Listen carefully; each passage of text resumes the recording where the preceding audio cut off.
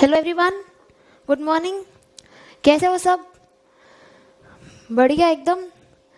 वैसे तो हमारा कोर्स पूरा हो चुका है, पर कुछ क्लैरिफिकेशंस बाकी रह गई थी, है ना? तो वो करते हैं, थोड़ा ज़्यादा नहीं है, कुछ ही है और इजी है, हो जाएगी। स्टार्ट करते हैं। वॉल्यूम 1 पेज नंबर 61, उसमें वैसे तो शेड्यूल 1 की एंट्रीज थी, उसमें एक क्लैरिफिकेशन थी डेल क्रेडियर एजेंट के बारे में। हमने प्रिंसिपल और एजेंट कौन होता है ये तो पढ़ा ही है जीएसटी लॉ में। अब पढ़ते हैं, कुछ डेल क्रेडियर एजेंट की बात करते हैं। क्या है प्रैक्टिकल लाइफ में, क्या होता है? Services of del credere agent are used. Who are DCA, del credere agent? ये वो लोग होते हैं जो कि पेमेंट की गारंटी देते हैं। किसको देते हैं? प्रिंसिपल को। क्या गारंटी देते हैं? कि हम लोग वसूल करके आपको दे देंगे। ये डेल क्रेडियर एजेंट होता है। प्रिंसिपल को पेमेंट की गारंटी देते हैं कि भाई आपके पास आपका पैसा आ जाएगा। किससे? कस्टमर से। हम लोग ले लेंगे, उसकी चिंता मत करो। तो ये क्या मेथड्स अप्लाई करते हैं उसके वो रुपए लेने के लिए? जैसे कि क्या कर सकते हैं ये लोग? एक्सटेंड कर सकते हैं temporary short term transactions based loans to the buyer. Buyer कौन होता है? डेटर यानी कस्टमर। मतलब क्या कर सकते हैं ये लोग? 3 पार्टीज हो गई, ऐसा समझो, सप्लायर, रिसिपिएंट और agent. Recipient is customer, right? Supplier is one who is supplying the goods. In our example it is principal। और agent कौन हुआ? DCA। DCA प्रिंसिपल को क्या कहता है कि भाई आपको आपका पैसा आ जाएगा। कहाँ से? कस्टमर से। उसके लिए वो क्या मेथड अप्लाई करते हैं? कस्टमर को कुछ लोन दे देते हैं। क्या लोन दे देते हैं? क्यों दे देते हैं? इसलिए लोन दे देते हैं कि कस्टमर सप्लायर को पेमेंट कर सके। तो शॉर्ट टर्म लोन्स दे सकता है डीसीए। किसको? डेटर को, कस्टमर को, बायर को, कुछ भी बोलो। या तो ये कर सकता है, या फिर और क्या करता है पता है? Paying to the principal from his own pocket and recovering the same from buyer with interest. या तो वो डायरेक्टली कस्टमर को लोन दे देगा कि तू सप्लायर को पे कर दे, या तो ये करेगा, या फिर क्या करेगा? वो खुद अपने पॉकेट से एक बार के लिए तो प्रिंसिपल को पेमेंट कर देगा। उसके बाद जितना पेमेंट किया वो कहाँ से रिकवर करेगा? कस्टमर से। पर इंटरेस्ट तो लगाएगा उसका, क्योंकि वो किसके बिहाफ पे पेमेंट कर रहा है? कस्टमर के बिहाफ पे। और कस्टमर हाथों हाथ तो देगा नहीं, कितने दिन का लगाएगा उतने दिन का इंटरेस्ट भी लेगा। तो आफ्टर सम पीरियड जो भी है इंटरेस्ट तो लगाएगा। 2 चीजें होती है, या तो वो खुद कस्टमर को दे दे कि तू डायरेक्टली पेमेंट कर दे, या फिर वो एक बार के लिए कस्टमर के बिहाफ पेमेंट कर दे और फिर कस्टमर से रिकवर कर ले अलॉन्ग विथ इंटरेस्ट। तो इसमें क्या क्लैरिफिकेशंस दी सीबीआईसी ने? जनरली क्लैरिफिकेशंस कौन देता है? CBIC. CBDT is for direct taxes, CBIC is for indirect taxes. तो क्वेरी क्या रेस करी इनके सामने कि weather a DCA falls under ambit of an agent under schedule 1। Schedule 1 में 4 एक्टिविटीज थी, जिसमें एक एक्टिविटीज वो कच्चा पक्का एजेंट वाली थी कि अगर विदाउट कंसिडरेशन वाली हो तो 4 एक्टिविटीज शेड्यूल 1 में फॉल होकर सप्लाई मान ली जाएगी। उसमें एक एक्टिविटी थी कच्चा पक्का एजेंट, कि एजेंट खुद का इनवॉइस देता है या खुद का इनवॉइस नहीं देता है, वो वाली थी ना। तो उसमें बोल रहा है, ये क्वेरी ये रेस की है कि क्या डीसीए उस शेड्यूल 1 की एंट्री नंबर सी थी, शायद 3rd C, इसमें कवर नहीं हो रही है क्योंकि ये पीडीएफ सिर्फ और सिर्फ क्लैरिफिकेशंस की है। तो उस एंट्री में फॉल करता है नहीं करता है डीसीए? तो इसका जवाब सीबीआईसी ने क्या दिया? The principle enunciated in circular number this. मतलब कौन सा सर्कुलर?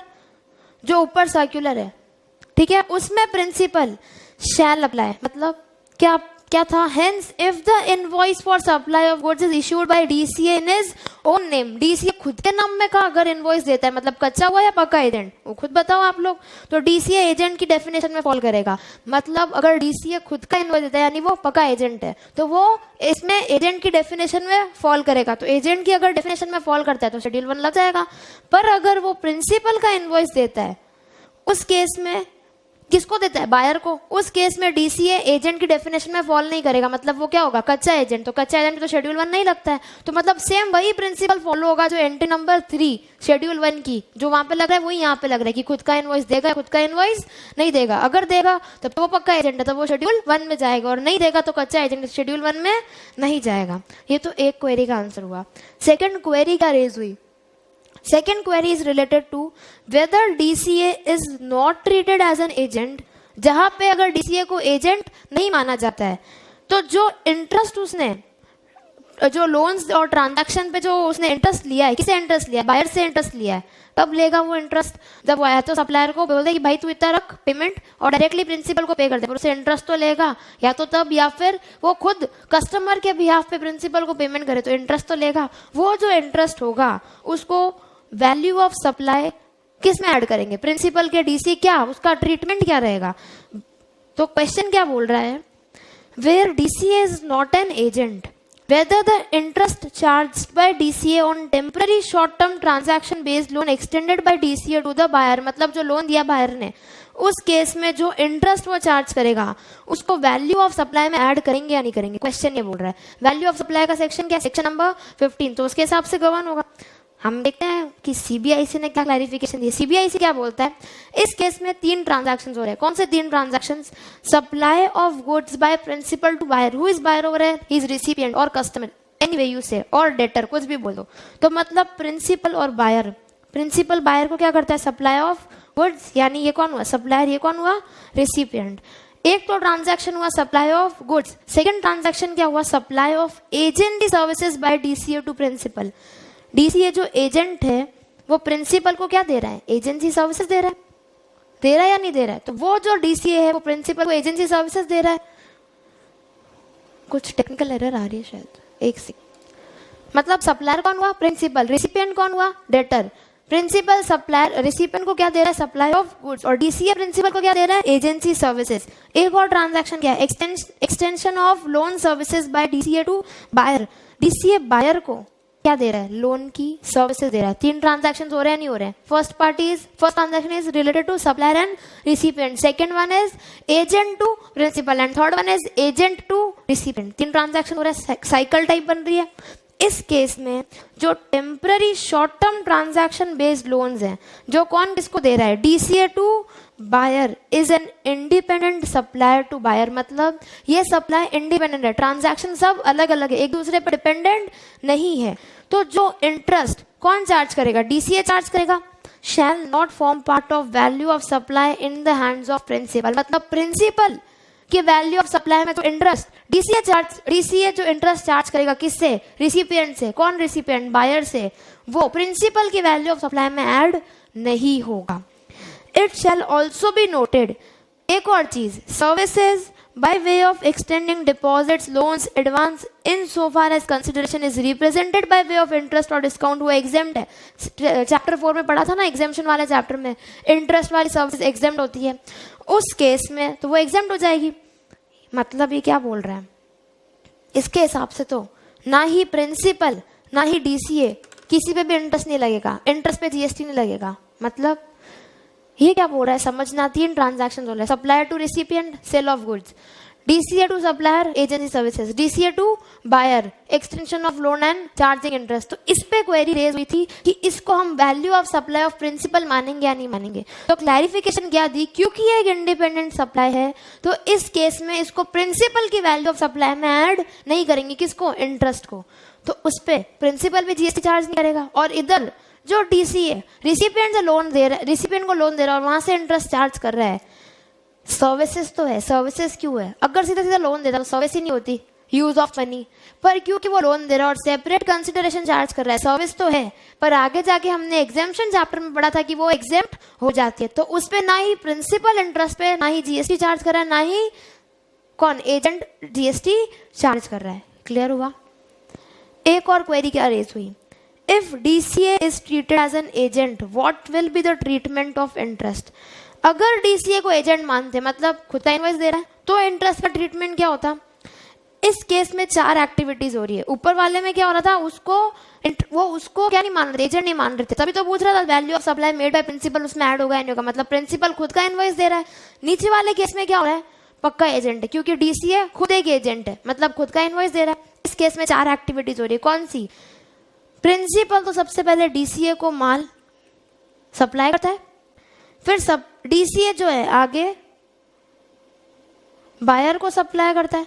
और डीसीए क्या दे रहा है पता है? प्रिंसिपल को एजेंसी सर्विसेज भी दे रहा है और डीसीए बायर को लोन भी दे रहा है। और उस पर इंटरेस्ट भी चार्ज कर रहा है। चार चीजें कैसे हो रही है इस केस में? चार क्यों हो रही है? क्योंकि वो खुद एक एजेंट है, तो खुद का आगे इनवॉइस देगा। तो प्रिंसिपल अपना इनवॉइस किसको देगा? डीसीए को। डीसीए अपना इनवॉइस किसको देगा? बायर को। तो दो ट्रांजैक्शन ये हुए। बाकी दो ट्रांजैक्शन कौन से हुए? जो डीसीए खुद प्रिंसिपल को एजेंसी सर्विसेज दे रहा है और बायर को लोन भी दे रहा है। इसमें और ऊपर वाले में क्या फर्क है? इसमें खुद का इनवॉइस दे रहा है, ऊपर वाले में प्रिंसिपल अपना इनवॉइस दे रहा है। इसीलिए पूछा था कि प्रिंसिपल के वैल्यू ऑफ सप्लाई में ऐड होगा या नहीं होगा। तो ऊपर तो क्लैरिफिकेशन क्या दी? ऐड, उसमें भी नहीं होगा। और जो डीसीए इंटरेस्ट ले रहा है वो भी नहीं होगा। क्यों? क्योंकि वो एग्जेम्प्ट है।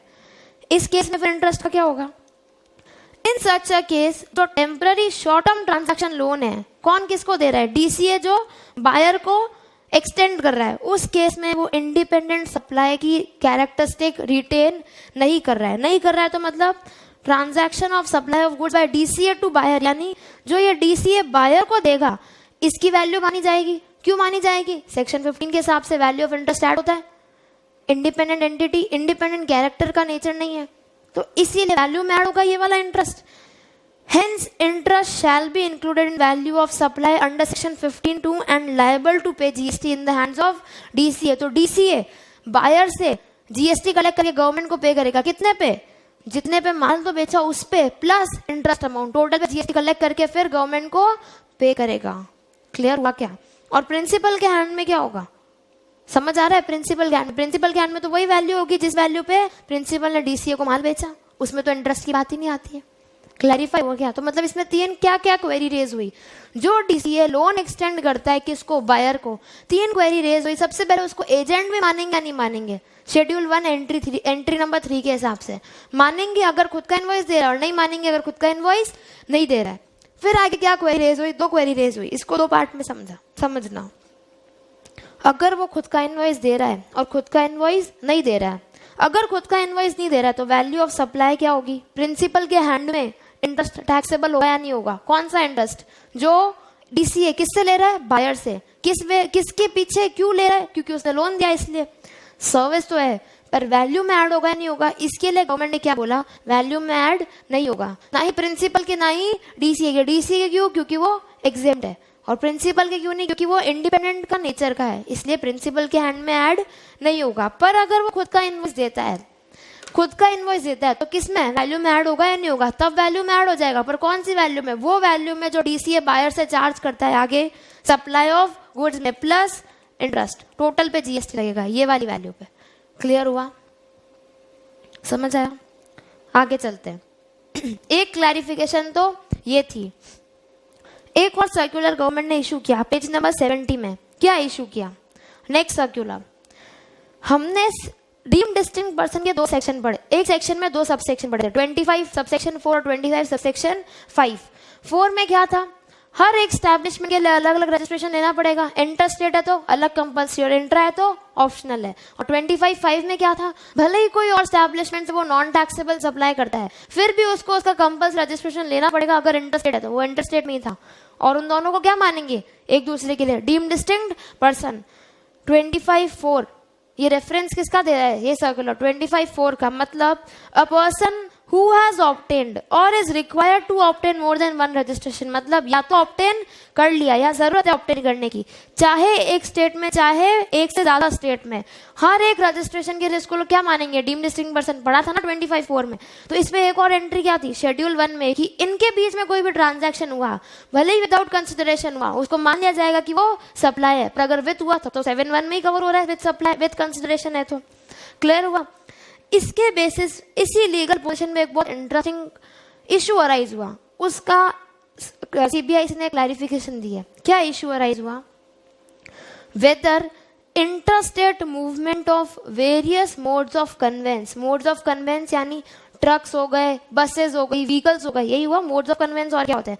तो इनका अगर इंट्रास्टेट मूवमेंट होता है जो कि क्या कैरी करते हैं? गुड्स या पैसेंजर या फिर रिपेयर और मेंटेनेंस के लिए होता है between deemed distinct person as specified in section 25 shall be treated and supply and hence GST shall be levied. मतलब मान लो Jodhpur branch, Excel Academy Jodhpur branch और Excel Academy Ahmedabad branch, Jodhpur से अहमदाबाद ब्रांच में हमने कोई मोड ऑफ कन्वेंस मान लो व्हीकल में कोई गुड्स ट्रांसपोर्ट किया तो जो गुड्स की बात नहीं कर रहा है, ये बोल रहा है जो व्हीकल ट्रांसपोर्ट किया उस पर उसको सप्लाई मानते हुए उस पर जीएसटी चार्ज होगा या नहीं होगा, चाहे रिपेयर मेंटेनेंस के लिए किया हो, चाहे वो गुड्स के लिए किया हो, चाहे पैसेंजर के लिए किया हो। जो व्हीकल ट्रांसपोर्ट किया, जो व्हीकल यहाँ से वहाँ भेजा, उस पर जीएसटी लगेगा या नहीं लगेगा। तो सीबीआईसी ने क्या क्लैरिफिकेशन दी है कि इंटरस्टेट मूवमेंट जो एक डीम्ड डिस्टिंक्ट पर्सन के बीच से दूसरे में होता है shall be treated neither as supply of goods and nor as supply of service. मतलब क्या हुआ, जीएसटी नहीं लगेगा। और वाजिब है या नहीं है भाई, हम लोग मोड ऑफ कन्वेंस का ट्रांसपोर्ट एक जगह से दूसरी जगह उसको भेज रहे हैं, उसके अंदर माल की बात नहीं कर रही हूँ, उस पर तो लगेगा।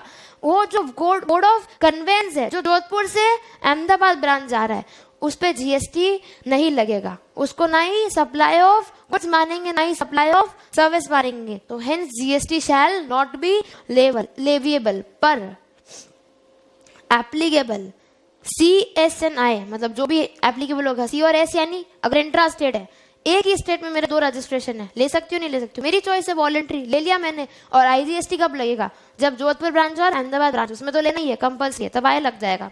तो हाउएवर एप्लीकेबल सी एस और I shall be leviable on repairs and maintenance done for such conveyance. मतलब पर अगर उस कन्वेंस की रिपेयर मेंटेनेंस कराई उस पर तो जीएसटी लगेगा ही, अगला तो जीएसटी चार्ज करेगा ही। पर अगर मैं यहाँ से वो कन्वेंस वहां पे भेज रही हूँ उस पर जीएसटी नहीं लगेगा, उसके रिपेयर मेंटेनेंस पे लगेगा, उसके अंदर जो माल जा रहा है उस पर लगेगा। क्लियर हुआ क्या? नहीं हुआ तो वापस पूछ लेना। ये सर्कुलर सेम कब लगेगा, this circular shall apply mutatis mutandis यानी as it is to the interstate movement of rigs, tools, spares and all goods on wheels. Wheels यानी चक्के पे जो चलती है, रोड ट्रांसपोर्ट, क्रेन्स वगैरह। अगर क्रेन्स वगैरह में हम लोग टूल्स, स्पेयर्स या ऐसे कोई माल भेज रहे हैं तो क्रेन्स पे तो नहीं लगेगा, और वो जो टूल्स है वो अगर रिपेयर मेंटेनेंस के लिए यूज आता है तब तो लग जाएगा, नहीं तो नहीं लगेगा। क्लियर हुआ? ये सर्कुलर ऐसे कोई लंबी चौड़ी बात नहीं है पर इजी टू अंडरस्टैंड है। हाँ, एग्जाम में स्टूडेंट्स घूम जाते हैं। एक और क्या सर्कुलर दिया, artist give their work of art to art galleries for display in exhibition. हाँ, मैं आर्टिस्ट हूँ, फॉर एन एग्जाम्पल कोई एग्जीबिशन हो रहा है, मैं वहाँ पे अपना आर्ट वर्क है वो डिस्प्ले के लिए देती हूँ, लोग आते हैं देखते हैं डिस्प्ले और फिर उस हिसाब से खरीदते हैं, उनको समझ आता है नहीं आता है उनकी मर्जी है। मान लो मैंने कोई drawing work, painting work, art work कुछ भी समझो, किसी की पेंटिंग बनाई और वहाँ पे आर्ट गैलरी में भेज दी डिस्प्ले के लिए, उस पर क्या डाउट अराइज हुआ कि वेदर ये जो एक्टिविटी है इसको सप्लाई मानेंगे या नहीं मानेंगे। कौन सी एक्टिविटी, तो मैंने यहाँ से वहाँ पे भेजी, उसको सप्लाई मानेंगे नहीं मानेंगे। तो सीबीआईसी ने क्या क्लैरिफाई किया, supply of art work by artist to art gallery shall not be treated as supply. मतलब क्यों नहीं ट्रीटेड, क्यों नहीं माना जाएगा सप्लाई? कौन सी सप्लाई, जो मैं यहाँ से आर्ट वर्क आर्ट गैलरी में भेज रही हूँ उसको सप्लाई नहीं मानेंगे। क्यों नहीं मानेंगे? क्योंकि कोई कंसिडरेशन ही नहीं है भाई, because no consideration flows from art gallery to artist. अभी कोई कंसिडरेशन आया क्या? सिर्फ डिस्प्ले करने का कंसिडरेशन थोड़ी आता है या भेजने का कंसिडरेशन थोड़ी आता है। कंसिडरेशन कब आता है? मैं उसको आर्ट गैलरी से किसी ने आके चूज किया, पसंद किया, फिर मैं आगे अगर सेल आउट करूँ तब कंसिडरेशन आएगा। हाँ, तब जीएसटी मानेंगे, अलग बात है, अभी थोड़ी मानेंगे। तो सिर्फ डिस्प्ले के लिए भेजा, उस पे तो कोई सप्लाई नहीं होगी। क्यों नहीं होगी? क्योंकि 7(1) में पढ़ा है all forms of supply, sale, exchange, lease, rental, barter made और agreed to be made for a consideration. तो कंसिडरेशन तो होना चाहिए ना। तो अगर कंसिडरेशन ही नहीं हुआ तो उसको सप्लाई नहीं मानेंगे। इस केस में क्या हो रहा है, क्योंकि art work artist art gallery में जो भेज रहा है उस पर कंसिडरेशन फ्लो नहीं हो रहा है। कहाँ से? आर्ट गैलरी से। किसके पास? आर्टिस्ट के पास। तो उसको सप्लाई नहीं मानेंगे। पर सप्लाई कब होगी? Supply shall be treated as taken place at the time of actual supply by art gallery, और फिर उस हिसाब से जीएसटी लगेगा। मतलब अगर कोई आके बंदा पसंद कर लेता है कि भाई मेरे को ये समझ में आई है, मैं इसको लेता हूँ, तो वहां पे सप्लाई होगी कि वो सेल हो रही है और उस हिसाब से जीएसटी लगेगा। उस हिसाब से यानी लोकेशन ऑफ सप्लायर कौन है, यहाँ का प्लेस ऑफ सप्लाई बाहर है या इधर ही है, तो उस हिसाब से सी एस या आई लगेगा। पढ़ा था ना section 7 section 8 of IGST act में कि सी और एस कैसे लगेगा, इंटरस्टेट इंट्रास्टेट। और वो कैसे डिटरमाइन करेंगे? लोकेशन ऑफ सप्लायर और place of supply. Location of recipient नहीं देखना है, रिपीट, लोकेशन ऑफ रिसिपिएंट नहीं देखना है। क्लियर हुआ क्या? 3-4 क्लैरिफिकेशन। एक और क्लैरिफिकेशन क्या इशू करी, इन्हीं सब रिस्पेक्ट में जा रही है। एक और क्या इशू करी, हम लोग कहीं पर डोनेशन करते हैं, मंदिर वगैरह में जाते हैं, वहाँ पे नीचे जाते हैं तो वो देखते हैं फ्लोर पे लिखा हुआ होता है कि इन्होंने इनकी याद में ये कुछ डोनेट किया, या वहाँ पे वाटर कूलर्स वगैरह लगे हुए होते हैं, वॉल पे लिखा हुआ होता है कि इसकी याद में या इस परिवार से या इस समाज से ये डोनेशन हुआ। उस केस में क्या किसको कब सप्लाई मानेंगे नहीं मानेंगे क्या होगा, उस पर क्लैरिफिकेशन इशू करी। ये सब हम लोगों ने रिप्रेजेंट किया, या तो रिप्रेजेंट किया या फिर दंगे हुए, या फिर उन्होंने खुद ने सीबीआईसी ने अपनी तरफ से क्लैरिफिकेशन इशू कर दी। क्या clarification I? Individual donors provide financial help in the form of donation या गिफ्ट टू रिलीजियस या चैरिटेबल इंस्टीट्यूशन। जो डोनर्स होते हैं वो फाइनेंशियल हेल्प प्रोवाइड करते हैं, या फिर कोई डोनेशन देते हैं, या फिर गिफ्ट देते हैं। किसको देते हैं? कोई चैरिटेबल इंस्टीट्यूशन को, रिलीजियस इंस्टीट्यूशन को, स्कूल्स, हॉस्पिटल्स, ऑर्फनेज में भी देते हैं काफ़ी लोग, ओल्ड एज होम, स्कूल में भी देते हैं। इन सबको डोनेशन देते हैं, गिफ्ट देते हैं, फाइनेंशियल हेल्प, फाइनेंशियल एड, कुछ भी बोलो वो भी देते हैं। तो रिसिपिएंट कौन हुआ इनमें? सप्लायर कौन हुआ? जो रिसिपिएंट इंस्टीट्यूशंस हैं, प्लेस अ नेम प्लेट और similar acknowledgement in their premises to express the gratitude toward the donor. मतलब जो इंस्टीट्यूशंस है वो लोग क्या करते हैं, ये लोग ने कुछ फाइनेंशियल हेल्प दी तो उसका एक नेम प्लेट, ऐसे कुछ प्लेट या ऐसा कुछ उधर मेंशन करते हैं, कहाँ पे? इंस्टीट्यूशन के उधर, कि हाँ भाई इनकी याद में, या फिर मैंने कहा ना जैसे वो वाटर कूलर किया तो इन या इस फैमिली ने दिया, इस समाज से आया, ऐसा कुछ वो लोग इनका नाम मेंशन करते हैं। When the name of donor is displayed in the premises of recipient institution in a manner which can be said to be an expression of gratitude and public recognition, as in gratitude कि हाँ भाई thankful nature या वैसा gratitude के हिसाब से वो लोग या तो लगाते हैं, या फिर पब्लिक रिकॉग्निशन यानी लोगों को पता चले कि भाई किसने दिया है, उस बेसिस पे भी लगाते हैं। और उसका एम ग्रैटिट्यूड एक्सप्रेस करना या रिकॉग्निशन होता है, पर एम क्या नहीं होता है? पब्लिसिटी करना। किसकी? डोनर। डोनर कौन हुआ? जिसने पैसा दिया, फाइनेंशियल हेल्प दी, उसकी पब्लिसिटी करना, उसका एडवर्टाइजमेंट करना, ये एम नहीं होगा। अगर एम ये है कि ग्रैटिट्यूड देना, उसको थैंकफुल नेचर, थैंक यू बोलना या रिकॉग्निशन करना उसका, तो मतलब एडवर्टाइजमेंट नहीं करना है, प्रमोशन नहीं करना है बिजनेस का, तो उसको क्या माना जाएगा कि कोई सप्लाई नहीं हुई है। क्यों? क्योंकि because there is no obligation on the part of recipient institutions to do any activity. Quid pro quo एक लीगल टर्म है, उसका मतलब आप लोगों को पता ही होगा। इधर क्या बोल रहा है ये कि मान लो मैंने, मुस्कान ने कोई इंस्टीट्यूशन को, चैरिटेबल इंस्टीट्यूशन को डोनेशन किया और उन्होंने बदले में मेरा जो नाम है वो अपने इंस्टीट्यूशन के उधर लिख दिया कि भाई मुस्कान जी ने ये डोनेट किया है, ठीक है। उस केस में उनका जो इसको क्या कहते हैं, एक्सप्रेशन, या तो एडवर्टाइजमेंट करना नहीं है, मेरे बिजनेस का, एक्सेल अकेडमी का प्रमोशन करना नहीं है, एडवर्टाइजमेंट करना नहीं है, सिर्फ मेरे को ग्रैटिट्यूड के हिसाब से उन्होंने वो लिखा है, प्लेट लगाई है, या फिर उन्होंने रिकॉग्निशन के लिए लगाई है, तो उसको सप्लाई नहीं मानेगी गवर्नमेंट। क्यों सप्लाई नहीं मानेगी? क्योंकि कोई ऑब्लिगेशन नहीं था इंस्टीट्यूशन के पार्ट पे, उनको कोई ऑब्लिगेशन नहीं था, मैंडेटरी नहीं था, उन्होंने सिर्फ ग्रैटिट्यूड शो करने के लिए लगाया है, तो कोई जीएसटी लेविएबल नहीं होगा। मतलब 3 कंडीशंस होनी चाहिए अगर सप्लाई नहीं मानना है तो। कौन सी 3 condition?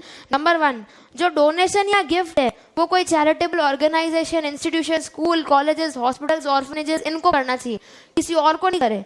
Number 2, payment bears the character of donation, मतलब डोनेशन का कैरेक्टर होना चाहिए, फाइनेंशियल हेल्प का कैरेक्टर होना चाहिए, लोन वगैरह का कैरेक्टर नहीं होना चाहिए, और कोई एडवर्टाइजमेंट का नेचर नहीं होना चाहिए, बिजनेस के प्रमोशन का नेचर नहीं होना चाहिए।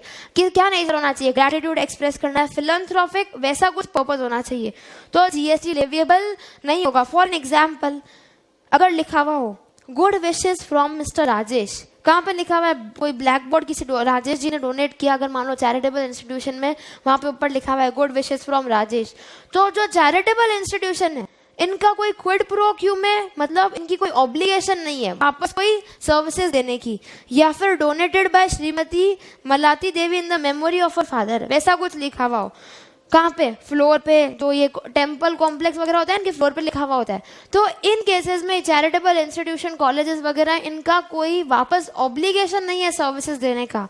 क्योंकि ये एडवर्टाइजमेंट नेचर का नहीं है, बिजनेस नेचर का नहीं है, तो ऑब्लिगेशन नहीं है, सिर्फ और सिर्फ ग्रेटिट्यूड शो करने के लिए लिखा है। उस केस में तो इसको सप्लाई नहीं मानेंगे। पर ये तीनों कंडीशन सेटिस्फाई होनी चाहिए। कौन सी तीनों? डोनेशन हुआ होना चाहिए, उसको किसको कराना चाहिए? चैरिटेबल इंस्टीट्यूशन को। नेचर डोनेशन का ही रिटेन हुआ होना नहीं, कोई और नेचर नहीं होना चाहिए, इसी का रिटेन हुआ होना चाहिए। और फिलॉन्थ्रोपिक पर्पस होना चाहिए, ग्रेटिट्यूड होना चाहिए, एडवर्टाइजमेंट नहीं होना चाहिए। अगर ये तीनों कंडीशन सेटिस्फाई होती है तब तो इसको सप्लाई नहीं मानेंगे। और अगर ऐसा नहीं हुआ तो सप्लाई मान के जीएसटी लग जाएगा। समझ आया क्या? वैल्यू जो रूल्स है उस हिसाब से लगेगी, पर इसको जीएसटी मानेंगे। या फिर शायद वैल्यू वो ले लेंगे जो कंसिडरेशन दिया, उसी मार्केट वैल्यू, या जो अगर काइंड में दिया तो काइंड में तो कंसिडरेशन होता है, पढ़ा था ना कंसिडरेशन में, मनी हो चाहे काइंड हो चाहे कैसे भी हो, ठीक है। तो उसको जीएसटी मानते हुए उसको उस पर वैल्यू जो भी है वैल्यूएशन रूल्स के हिसाब से लगेगा और जीएसटी लग जाएगा। पर अगर ये तीनों कंडीशन सेटिस्फाई हो गई तब तो जीएसटी नहीं लगेगा। क्लियर हुआ? आगे चलूं। एक और क्या क्लैरिफिकेशन इशू हुई, काफी बार promotional schemes are offered by taxable persons to increase sales volume and to attract new customer for their product. यहाँ पे सब लोग धंधा लेके बैठे हैं। बहुत सीधी सी बात है, कोई भी फोकट का कुछ भी नहीं बेचता है, सबको पैसा चाहिए। हर इंसान मेहनत करे तो सामने से वापस पैसा तो मांगेगा ही ना। तो कुछ लोग क्या, जैसे बिजनेसमैन में ये नॉर्मल है, बिजनेस हुआ, शॉपकीपर्स हुए, इन सब का नॉर्मल है, वो प्रमोशनल स्कीम्स वगैरह रखते हैं कि बाय 1 गेट 1 फ्री या इतना % डिस्काउंट, इतने पे ऑफ देख तो सब जाते हैं। तुम क्या, मैं भी जाती हूँ। तो several promotional schemes are offered by taxable persons to increase sales volume and to attract new customer. नए कस्टमर्स को अट्रैक्ट करने के लिए या सेल्स के वॉल्यूम को बढ़ाने के लिए काफी प्रमोशनल स्कीम्स ये जो सेलर होते हैं, सप्लायर होते हैं, ये टाइम टू टाइम निकालते रहते हैं। तो फॉर एन एग्जाम्पल क्या स्कीम, 2 स्कीम होती है, 2 टाइप की, या तो फ्री सैंपल या buy 1 get 1 free. 2 clarification issue किया इन दोनों पे। फ्री सैंपल पे क्या इशू किया है, क्या क्वेरी रेज हुई थी? Free supply of samples and gift given to stockist dealers is a supply without consideration. क्योंकि फ्री है तो विदाउट कंसिडरेशन ही तो हुआ। तो जो फ्री सैंपल किसको देते हैं? स्टॉकिस्ट को। डीलर आगे क्या करता है, माल अपने रिटेलर्स को या कंज्यूमर को दिखाता है कि भाई ये है। तो फ्री सैंपल जो दिया उसमें कंसिडरेशन तो है नहीं, क्या जीएसटी लगेगा? नहीं लगेगा। हमने सेक्शन 7 में पढ़ा है, सिर्फ 4 सिचुएशन ऐसी है शेड्यूल 1 की जहां पे अगर कंसिडरेशन नहीं हुआ तो उसको सप्लाई मानते हुए जीएसटी लग जाएगा। क्या ये उसमें फॉल करती है क्या? क्योंकि वो 4 सिचुएशन में फॉल नहीं करती है, इसलिए it will not constitute supply except अगर शेड्यूल 1 में फॉल करती है। अगर 1 में फॉल करती है तब तो सप्लाई मान लेंगे, पर अगर 1 में फॉल ही नहीं करती है तो सप्लाई नहीं मानेंगे, भले ही विदाउट कंसिडरेशन दिया हो। तो उस केस में जीएसटी नहीं लगेगा। पर अगर विद कंसिडरेशन दिया हो तो अब तो सेक्शन 7 में कवर हो जाएगा वो। समझ आया? और क्या बोला, बाय 1 गेट 1 फ्री का भी ऑफर आता है, मतलब ये ले लो इस पे ये फ्री। उस केस में हमें ऐसा लगता है कि भाई फ्री, सब माल फ्री कुछ भी नहीं होता है। ये गलत फहमी तो आप सबसे पहले निकालना दिमाग से। Although it may appear at a first glance कि 1 item is being supplied free of cost without any consideration. हमें ऐसा लगता है एक बार देखने के लिए कि भाई एक तो फोकट में मिल रहा है, एक के ही पैसे देना है, पर रियलिटी में ऐसा नहीं होता है। It is a case of 2 और more individual supplies for 1 price. मतलब वो प्राइस तो जो चार्ज करेगा वो इन्फ्लेट करके चार्ज कर लेगा। क्या हो गया? बिजनेसमैन कभी पैसा छोड़ता है क्या अपना? सबको पता है कोई नहीं छोड़ता है भाई, बिजनेसमैन क्यों, कोई भी नहीं छोड़ता है। इस केस में हमें ऐसा लगता है एक बार देखने से कि भाई एक माल तो फोकट में है, पर फोकट में नहीं होता है। रियलिटी क्या है, दोनों सप्लाईज की वो एक सिंगल कंसिडरेशन चार्ज कर लेगा, सिंगल प्राइस चार्ज कर लेगा। ये कौन सा केस हुआ पता है?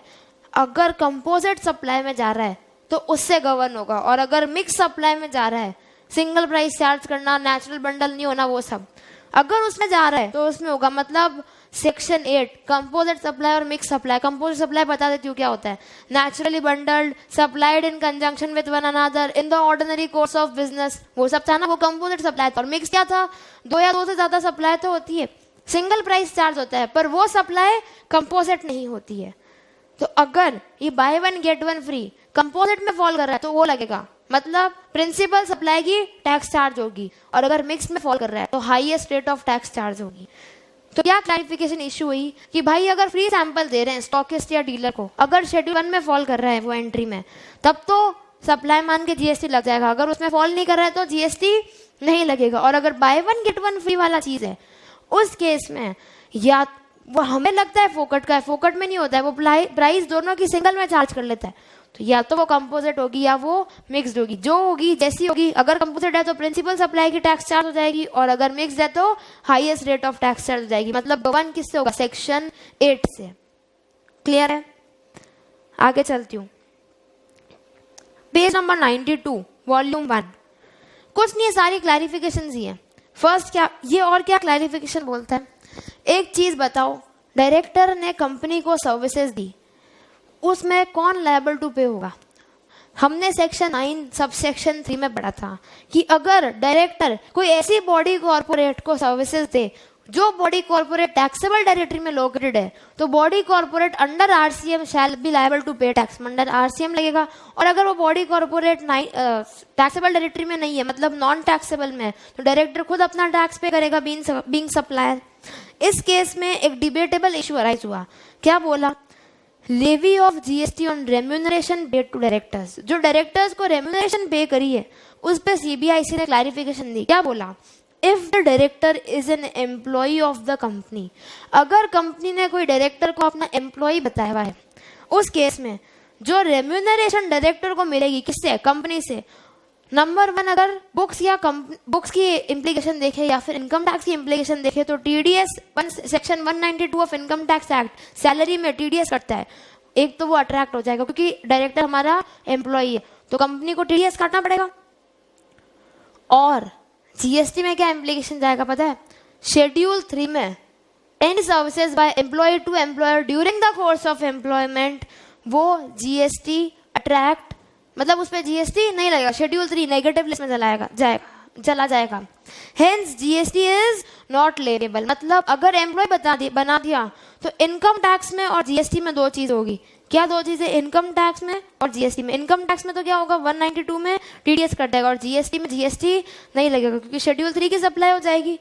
पर अगर part of remuneration which is not declared as salary, मतलब उसको सैलरी नहीं बताया, तो क्या बताया? मान लो कंसल्टेंसी बता दी, तो टीडीएस तो कटेगा, पर कौन से सेक्शन में? 194 जे में जाके टीडीएस कटेगा, और शेड्यूल 3 के आउट ऑफ स्कोप हो जाएगा क्योंकि अब वो एम्प्लॉय नहीं बता रहे हैं, तो मतलब क्या बता रहे हैं? नॉर्मल सप्लाई हो जाएगी, तो सेक्शन 7 में अट्रैक्ट हो जाएगा।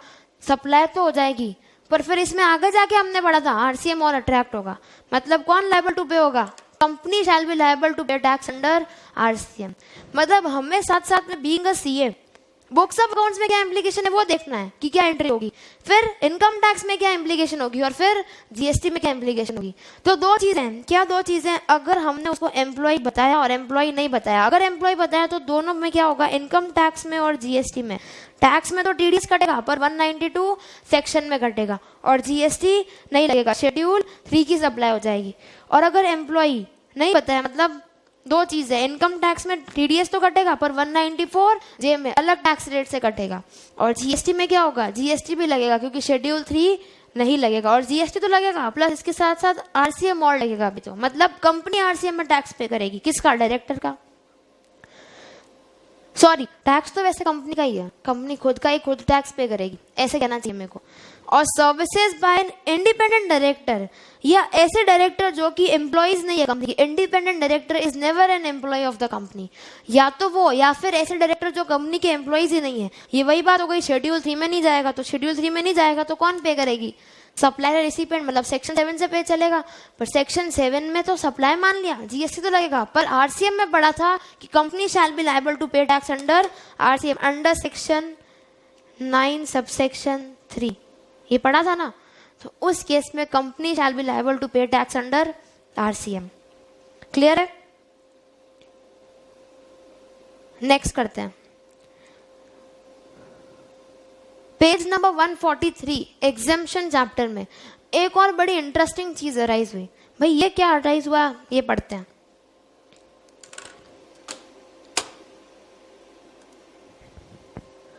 देखते हैं क्या सर्कुलर इशू किया। क्या सर्कुलर है? An equated monthly instalment is a monthly fixed amount paid by a person to another. एक चीज बताओ, person A, person B, A मतलब मान लो सप्लायर, बी मतलब रिसिपिएंट यानी हम लोग कोई चीज इंस्टॉलमेंट पे खरीदते नहीं करते, ईएमआई पे खरीदते हैं, अगले को पेमेंट करते हैं, प्रिंसिपल का भी करते हैं और इंस्टॉलमेंट का उसका जो हमने लेट पेमेंट किया, मतलब या तो हम लोग एक साथ ही पूरा पेमेंट कर देते हैं, क्योंकि हम ईएमआई का पेमेंट कर रहे हैं तो हम इंटरेस्ट भी लगाए, इंटरेस्ट भी अगला हमसे चार्ज करेगा, तो हम प्रिंसिपल का भी पेमेंट करेंगे और इंटरेस्ट का भी पेमेंट करेंगे। इसको कहते हैं एक ट्रांजैक्शन के दो लेग है, दो लेग यानी principal and interest. So EMI is a monthly fixed amount. EMI एक महीने का हर ईएमआई आता है, कौन किसको देता है? एक बंदा अगर दूसरे को देगा, उसमें दो कंपोनेंट्स होंगे, क्या क्या? प्रिंसिपल का अमाउंट भी होगा और इंटरेस्ट का भी अमाउंट होगा। Further if the EMI is not paid in time, अगर ईएमआई का अमाउंट टाइमली पेमेंट नहीं करते, मतलब मान लो हमें पेमेंट करना है हर महीने की 10 तारीख तक, 10 तारीख तक पेमेंट नहीं किया, मान लो 20 तारीख तक पेमेंट किया, तो 10 तारीख का और जो 10 दिन का और डिले, पिनल इंटरेस्ट कहते हैं जिसको, वो भी चार्ज करेगा अगला हमसे या नहीं करेगा? भाई चार्ज तो करेगा ही। 10 दिन का जो लेट इंटरेस्ट, जो लेट पेमेंट किया, एडिशनल या पीनल इंटरेस्ट इसको कहते हैं, वो भी चार्ज होगा। पीनल यानी पेनल्टी, पेनल्टी का भी इंटरेस्ट चार्ज होगा, पेनल्टी हो गई ना ये एक तरीके से, उसी नेचर में हो गई, तो एडिशनल इंटरेस्ट भी चार्ज करेगा। तो क्या क्या लेगा? होता है प्रिंसिपल, इंटरेस्ट और पीनल इंटरेस्ट, 3 चीजें लेगा। इन प्रैक्टिकल लाइफ में क्या होते हैं? अलग अलग ट्रांजैक्शन होते हैं। तो इस रिगार्ड्स में क्या क्लैरिफिकेशन आई? पहले तो मुझे ये बताओ, सबसे पहला ट्रांजैक्शन, फॉर एन एग्जाम्पल ये सब छोड़ो, मैंने किसी को लोन दिया, यूज ऑफ मनी है, ना ही गुड्स है ना ही सर्विस है, समझ आया? ठीक है भाई, समझ आ गया। पर मैंने उससे इंटरेस्ट चार्ज किया, उस पर तो जीएसटी लगेगा, क्योंकि it's a service, use of money for which a separate consideration is charge, तो सर्विस तो हुई। वैल्यू ऑफ सप्लाई में इसको ऐड करेंगे या नहीं करेंगे, जो इंटरेस्ट मैंने चार्ज किया? सेक्शन 15 में पढ़ा था कि अगर हमने इंटरेस्ट चार्ज किया है वो भी वैल्यू में ऐड होगा या नहीं होगा? होगा। आज जाके देख लेना भले आप लोग घर पे। वैल्यू ऑफ सप्लाई में लिखा हुआ है सेक्शन 15 में कि value of supply shall include interest, late fee, penalty for delayed payment of any consideration charge by supply. तो मतलब इंटरेस्ट पे भी जीएसटी लगेगा नहीं लगेगा? लगेगा। एग्जेम्पशन चैप्टर में हमने क्या पढ़ा है पता है? उसमें लिखा हुआ है एग्जाम्पशन अंडर सेक्शन 11 में कि सर्विसेज बाय वे ऑफ, पर क्या नेचर ऑफ सर्विस होना चाहिए? एक्सटेंडिंग डिपॉजिट्स, किसी ने डिपॉजिट एक्सटेंड किया, लोन्स या एडवांस लिया, for which a consideration in form of interest और डिस्काउंट इज चार्ज, तो वो जीएसटी से एग्जेम्प्ट हो जाएगा। मतलब क्या क्या चीजें हो रही है? सर्विस तो है क्योंकि use of money for which a separate consideration is charge, service है, इसीलिए वैल्यू ऑफ सप्लाई में भी ऐड हो रही है। पर एग्जाम्पशन चैप्टर में इन्होंने क्या लिख दिया? ऐसा इंटरेस्ट जो कि कहां से आया है या क्यों चार्ज किया है? क्योंकि डिपॉजिट, लोन्स या एडवांस दिया था, उसका इंटरेस्ट वो जीएसटी से एग्जेम्प्ट है, या फिर उसका डिस्काउंट जीएसटी से एग्जेम्प्ट है, मतलब उस पे जीएसटी नहीं लगेगा। इधर इंटरेस्ट की भी इन्होंने डेफिनेशन दी थी, वो एग्जाम्पशन एंट्री में नीचे, एग्जाम्पशन देखेंगे ना तो एंट्री में नीचे इंटरेस्ट की डेफिनेशन है। वो क्या बोलती है? Interest means interest payable in any manner in respect of any money borrowed और डेट इनकर्ड, मतलब किसके अगेंस्ट में इंटरेस्ट पेमेंट करना है? कोई मनी बोरो किया या फिर कोई डेट है या फिर कोई ऑब्लिगेशन है, इसको क्या कहते हैं? ऑब्लिगेशन ही तो बोला, चाहे डिपॉजिट है, चाहे क्लेम है, या फिर कोई ऑब्लिगेशन है। पर उसमें क्या इंक्लूड नहीं होगा? कोई ऐसी सर्विस फी या कोई other charge in respect of money borrowed और डेट इनकर्ड और in respect of credit facility which has not been utilised. मतलब इसका मतलब क्या हुआ? इंटरेस्ट क्या होगा इनके लिए जो कि एग्जाम्पशन के लिए एलिजिबल होगा? वो इंटरेस्ट जो कि किस पे इनकर हुआ है? कोई डिपॉजिट लिया, कोई लोन से एडवांस लिया, उसका इंटरेस्ट, उस पे एग्जाम्पशन है। कोई ऑब्लिगेशन पे एग्जाम्पशन है, पर किसमें एग्जाम्पशन नहीं है? कोई सर्विस फी चार्ज करी उसके अगेंस्ट में, या फिर कोई मनी बोरो तो किया पर वो फैसिलिटी क्रेडिट की कभी यूटिलाइज ही नहीं करी, तो उस पर तो एग्जाम्पशन अट्रैक्ट नहीं होगा क्योंकि वो इंटरेस्ट ही नहीं हुआ। तो इसमें क्या क्लैरिफिकेशन दी कि 2 ट्रांजैक्शन बनते हैं भाई, केस 1 और case 2। Case 1 for an example से ही समझाती हूँ। एक एग्जाम्पल समझना, मिस्टर एक्स है और मिस्टर वाई, 2 पार्टी है। एक्स क्या करता है?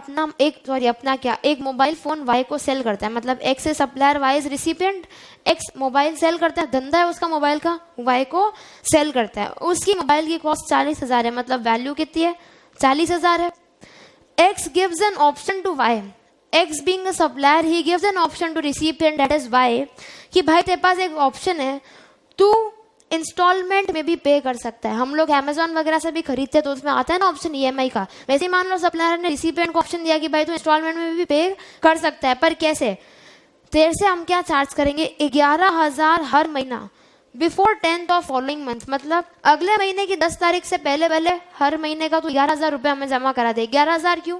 11,000 इंटू 4 ओवर नेक्स्ट मंथ, मतलब नेक्स्ट 4 मंथ, अगले 4 महीने के लिए 10 तारीख से पहले पहले तू 11,000 मुझे दे दे, अगर तेरे को इंस्टॉलमेंट में लेना है। और फिर लास्ट वाला जब देगा, जब तू ले ले पूरा फोन तेरा, ऐसे ही कुछ होता है या पहले में होता है, जो भी है। पर एक्स ने वाई को क्या बोला कि तू 11,000 रुपये दे मेरे को अगले हर 4 महीने तक, और अगले महीने की 10 तारीख से पहले, मतलब वो कितना अमाउंट देगा वाई एक्स को? 44,000। मोबाइल कितने का था? 40,000। तो एक्स्ट्रा 4,000 क्या है पता है? इंटरेस्ट है। क्यों इंटरेस्ट है? क्योंकि वो इंस्टॉलमेंट फैसिलिटी दे रहा है ना, तो इंटरेस्ट भी तो लेगा। तो 4,000 क्या होगा? इंटरेस्ट होगा। For the as per the contract. और फिर एक्स और क्या बोलता है वाई को कि अगर कोई डिले हुआ पेमेंट में, मतलब अगले महीने की 10 तारीख से पहले पहले तूने पेमेंट नहीं किया, डिले कर दिया, तो वाई को एडिशनल या पीनल इंटरेस्ट भी देना पड़ेगा। कितना? 500 पर महीना फॉर डिले। मतलब एक्स कौन हुआ? सप्लायर, वाई कौन हुआ? रिसिपिएंट। वाई एक्स को क्या देगा? एक तो 11,000 पर महीना, तो 11,000, इसके 2 पार्ट है। 40,000 तो प्रिंसिपल है और बाकी का 4,000 क्या है? इंटरेस्ट है। और अगर कोई डिले हुआ तो 500 पर महीना क्या देगा? पीनल इंटरेस्ट भी देगा या नहीं देगा? देगा। तो क्या हुआ पता है? एक और क्या ऑल्टरनेटिव पैटर्न बनता है? Alternative pattern of invoicing would be such कि mister X charges ₹40,000 for mobile in separate invoice. X क्या कर सकता है?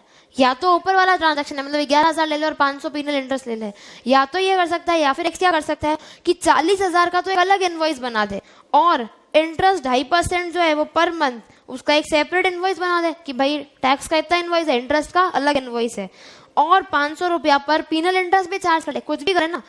इसका एसेंस क्या है बोलने का कि एक्स ने वाई को एक तो सबसे पहले ट्रांजैक्शन है 40,000 में ही अगर देता तो सीधा सीधा इनवॉइस बन जाता। बोल रहा है एक्स वाई को कि भाई नहीं, तेरे पास ऑप्शन है तो इंस्टॉलमेंट में पेमेंट अवेल कर ले। वाई ने कहा ठीक है। तो एक्स क्या बोलता है? चल ठीक है कर, पर 11,000 हर अगले 4 महीने तक तू मेरे को देगा 10 तारीख से पहले पहले।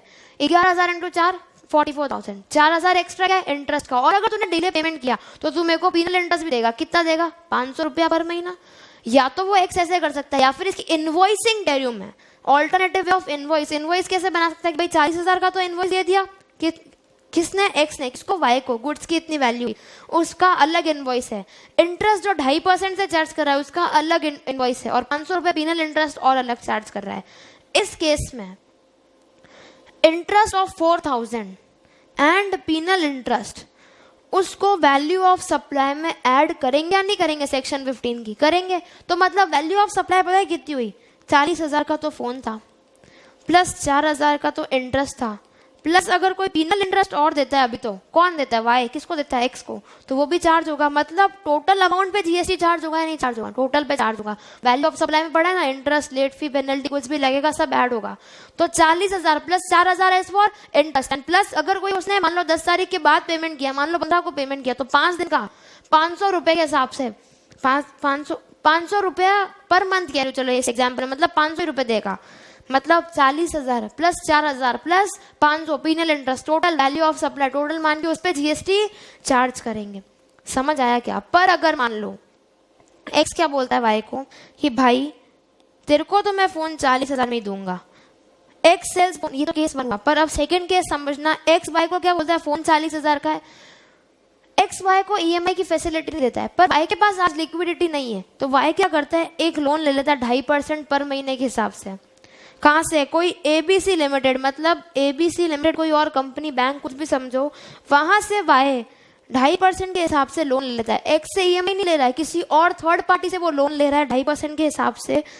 And the terms of loan from ABC limited allows Y, और जो एबीसी लिमिटेड जिसने लोन दिया वाई को, वो क्या बोलता है? 4 महीने का तेरे को रीपेमेंट पीरियड देता हूँ, पीनल इंटरेस्ट भी लगेगा 1.25% के हिसाब से अगर कोई डिले हुआ तो, और 2.5% इंटरेस्ट तो है ही। इस केस में वैल्यू ऑफ सप्लाई पता है क्या होगी? इन दिस केस जो इंटरेस्ट 4,000 का है और पीनल इंटरेस्ट है, ये किसके बीच का ट्रांजैक्शन है? वाई और एबीसी, मतलब इनके बीच का ट्रांजैक्शन है। क्योंकि वाई ने एक्स से नहीं पैसा लिया, एक्स से ईएमआई की फैसिलिटी नहीं ली, उसने किसी थर्ड पार्टी से ली, तो ये ट्रांजैक्शन अलग हो गया ना, एबीसी और वाई के बीच में। इस ट्रांजैक्शन में ये एग्जम्पशन में कवर हो जाएगा। मतलब ऊपर पढ़ा था ना, यहाँ पे ये रहा, interest by way of extending deposits loan, तो ये एग्जेम्प्ट हो जाएगा। तो ये एक तरीके से लोन इंटरेस्ट यही हो गया, तो ये एग्जेम्प्ट हो जाएगा। मतलब वैल्यू ऑफ सप्लाई कितनी होगी इसमें, 40,000। इसका मतलब क्या हुआ, दो केसेस कैसे बन रहे हैं। अगर सप्लायर खुद ईएमआई की फैसिलिटी दे रहा है किसको, रिसिपिएंट को, कि भाई तू ईएमआई में दे दे 44, जैसे हमारे एग्जाम में 44,000 पेमेंट कर रहा था वाई एक्स को हर महीने का 11,000 4 महीने तक का, और अगर पीनल इंटरेस्ट हुआ तो 500 रुपया पर मंथ वो भी दे रहा था। सप्लायर खुद ईएमआई की फैसिलिटी दे रहा था, तो वो जब वैल्यू ऑफ सप्लाई चार्ज करेगा उसमें तो वो इंटरेस्ट ऐड करेगा नहीं करेगा, सेक्शन 15 के हिसाब से ऐड करेगा। पीनल इंटरेस्ट ऐड करेगा नहीं करेगा, ऐड करेगा। इसमें ट्रांजैक्शन एक ही है, पार्टी दो है, तो ऐड तो करेगा सप्लायर तो।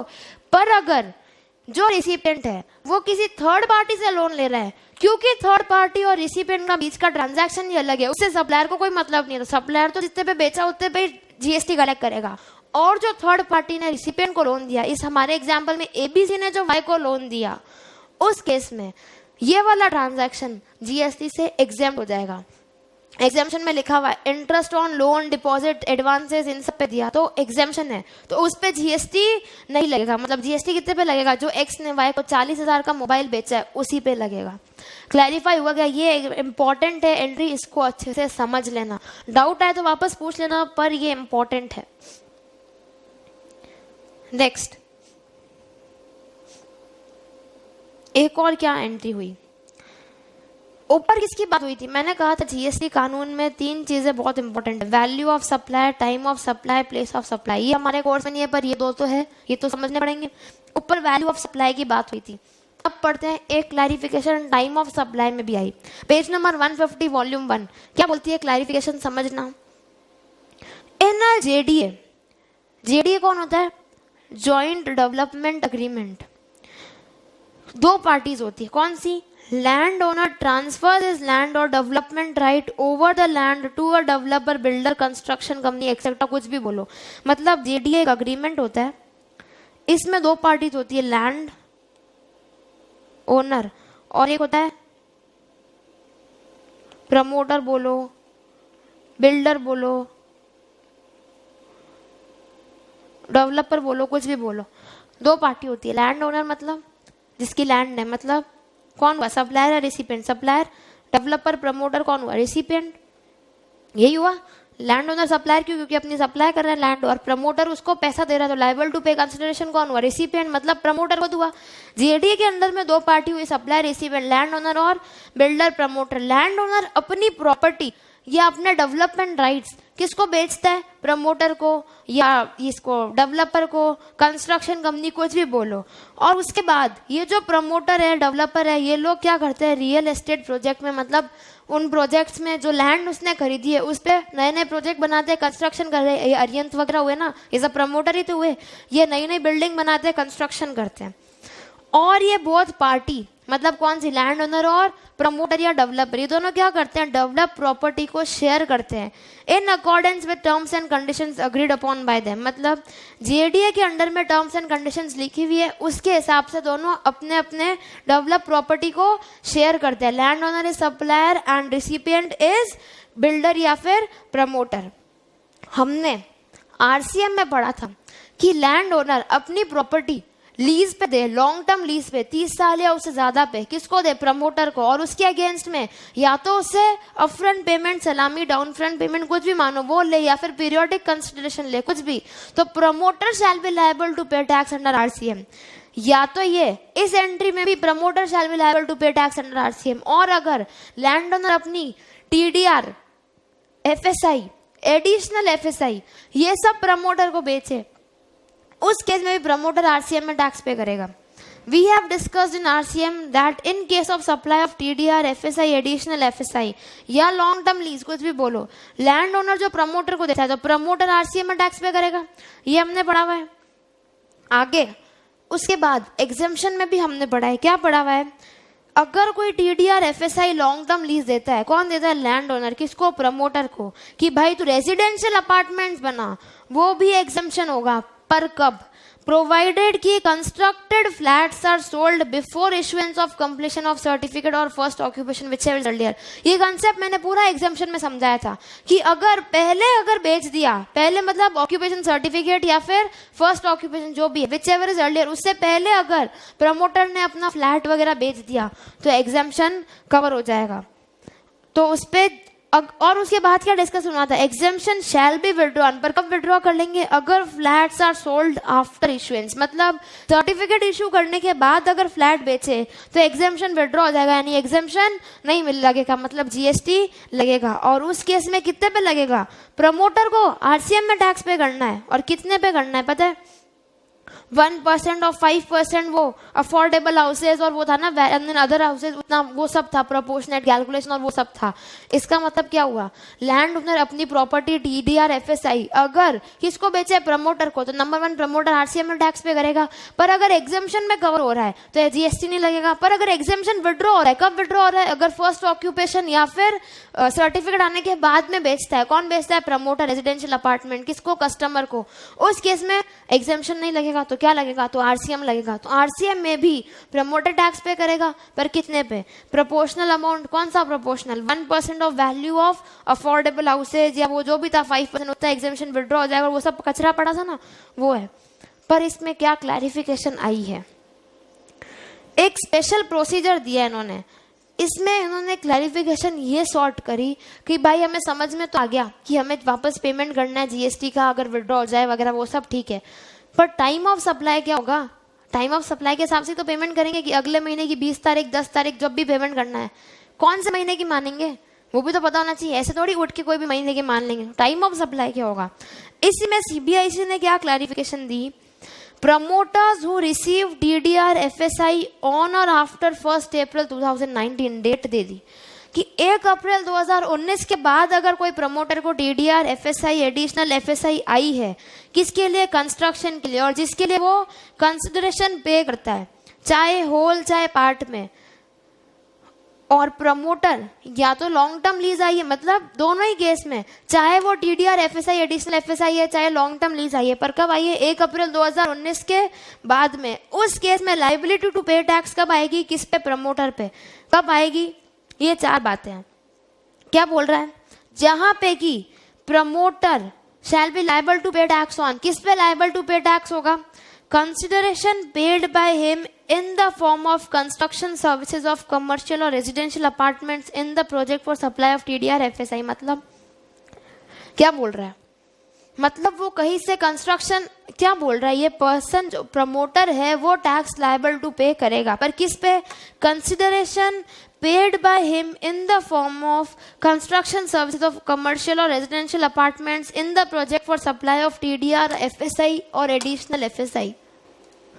अब ये क्लैरिफिकेशन क्या बोल रहा है, प्रमोटर की लाइबिलिटी टू पे टैक्स कब अराइज होगी, पहले वो पढ़ लेते हैं कब अराइज होगी, shall arise on the date of issuance of completion certificate और first occupation whichever is earlier. मतलब मान लो उसकी date of liability to payment tax, मतलब TOS टाइम ऑफ सप्लाई कब अराइज हो जाएगा, जिस दिन या तो फर्स्ट ऑक्यूपेशन या फिर कंप्लीशन आने से पहले, व्हिचएवर इज अर्लियर, उससे पहले ही अराइज हो जाएगा। पर किस केस में, उस केस में जब वो कंसिडरेशन किसको पे कर रहा है, लैंड ओनर को, किसके अगेंस्ट में, क्योंकि लैंड ओनर ने उसको टीडीआर एफएसआई दी है, सप्लायर कौन हुआ, लैंड ओनर, रिसिपिएंट कौन हुआ, प्रमोटर, प्रमोटर आरसीएम में टैक्स पे करेगा इन पे, पर हमने पढ़ा था एग्जेम्पशन भी होगा, अभी तक हमने ये बात करी।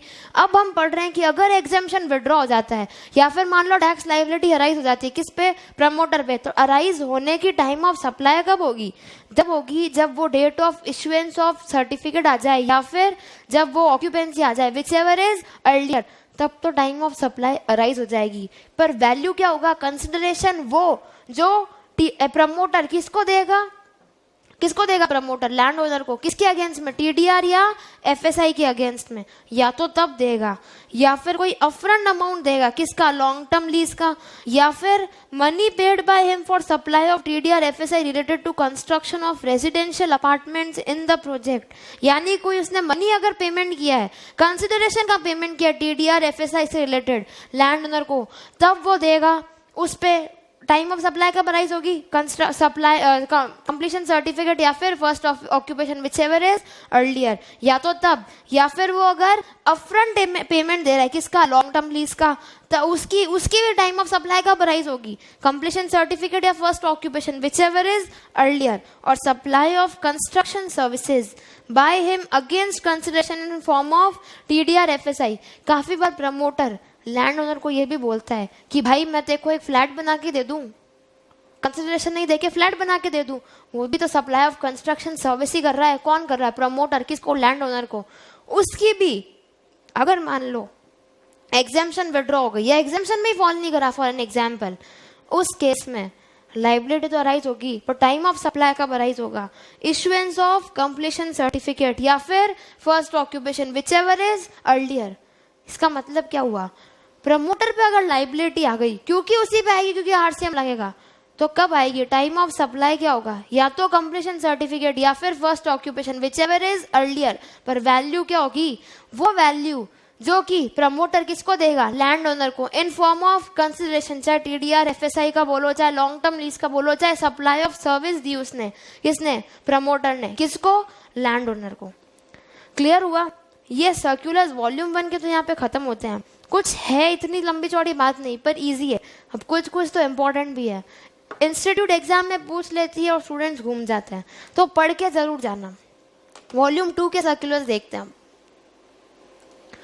अब देखते हैं वॉल्यूम 2 क्या बोलता है। वॉल्यूम 1 में इतना ही कंटेंट था जो हमसे रह गया था, क्योंकि हमने कहा था सर्कुलर्स बाद में करेंगे। इतना लंबा चौड़ा नहीं है, फिर वापस कह रही हूँ ईजी है, पर देख के जरूर जाना।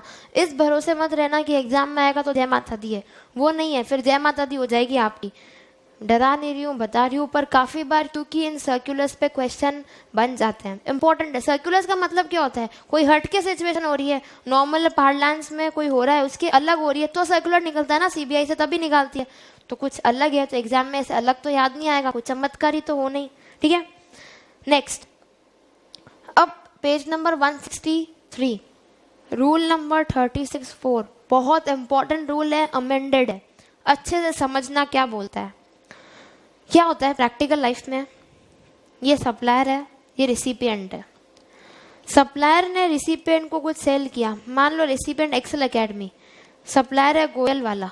गोयल बुक डिपो से हमने मार्कर वगैरह परचेज किए, सप्लायर ने हमें कुछ सेल किया, उसकी क्रेडिट हम लेंगे या नहीं लेंगे? हमारे लिए तो इनवर्ड हुई, उसकी क्रेडिट हम लेंगे।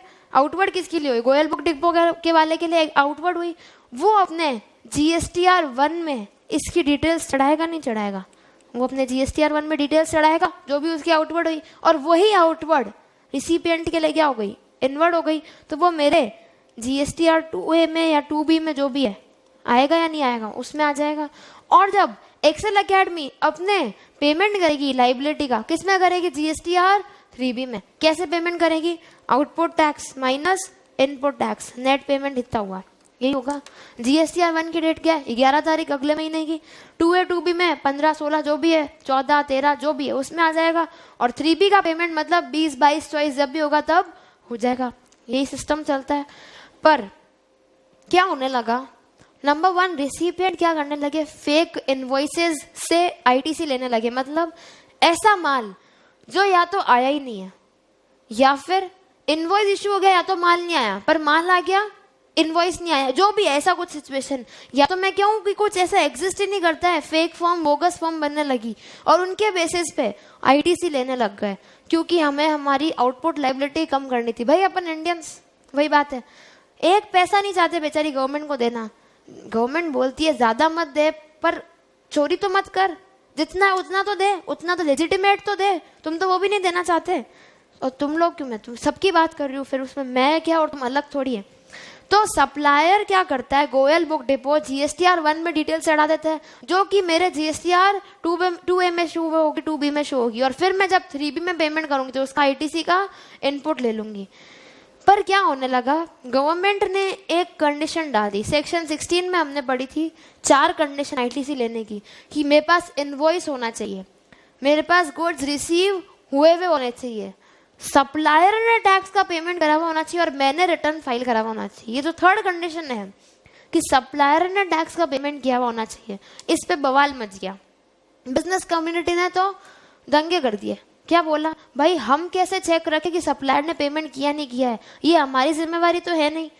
और हम हर सप्लायर को जाके तो बोल भी नहीं सकते कि भाई पेमेंट कर, हमारी आईटीसी रुक रही है यहाँ पे, ऐसा तो हम बोल नहीं सकते ना। तो गवर्नमेंट को ये बात थोड़ी हद तक समझ में आई। तब गवर्नमेंट ने क्या बोला, रूल 36(4) बनाया। ऑल्दो ये रूल आज की डेट में वेरियस हाई कोर्ट्स में चैलेंज हुआ है। क्यों चैलेंज हुआ है बताती हूँ। पहले ये पढ़ते रूल आया क्या, ये तो कुछ नहीं है, वही बात है जो मैंने आपको समझाई। सीधा रूल पे आते हैं। रूल क्या बोलता है, ITC to be availed by a registered person. Registered person कौन हुआ, रिसिपिएंट। आईटीसी किसकी बात कर रहा है, रिसिपिएंट की। वो बंदा जिसको आईटीसी अवेल करनी है, मैं यूटिलाइज नहीं कह रही हूँ, सबसे पहले तो अवेल होता है, उसके बाद आता है यूटिलाइजेशन, यही होता है। तो अगर सबसे पहले मेरे को अवेल करनी है, किसके रेस्पेक्ट में, इन रिस्पेक्ट ऑफ इनवॉइसेज और डेबिट नोट, यानी ऐसे इनवॉइसेज, ऐसे debit note details of which have not been furnished by supplier in GSTR 1 or using IFF। IFF पढ़ा था QRMP वाला वो।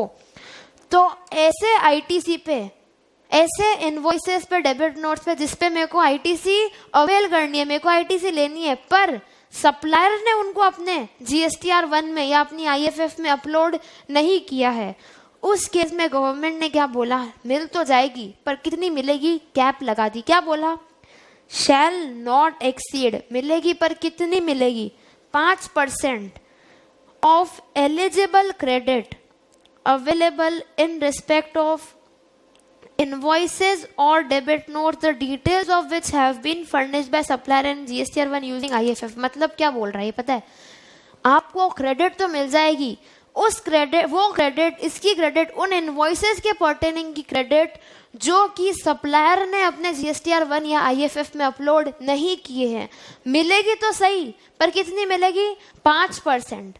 5% ऑफ एलिजिबल क्रेडिट, 5% भी किसका, एलिजिबल क्रेडिट का। और वो क्रेडिट जो सप्लायर ने अपलोड कर दिए हैं, उसकी एलिजिबल क्रेडिट का 5% मेरे को मिलेगा।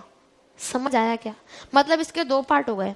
क्या दो पार्ट हो गए, नंबर 1, आईटीसी जो इनवॉइसेस की थी या जो भी थी वो फर्निश कर दी सप्लायर ने अपने GSTR 1 में। अगर भाई सप्लायर, मेरी 100 रुपए की आईटीसी बनती थी, पूरा 100 रुपए का उसने सप्लायर ने GSTR 1 में अपने अपलोड कर दिया, तब तो मेरे को कोई तकलीफ ही नहीं है, मेरे 2A 2B में आ जाएगा और मैं क्लेम ले लूंगी आईटीसी का। पर क्या होगा, सप्लायर ने क्या किया, 100 रुपए की मेरी आईटीसी बनती थी। वैसे एक चीज बताओ, एक्सेल एकेडमी ने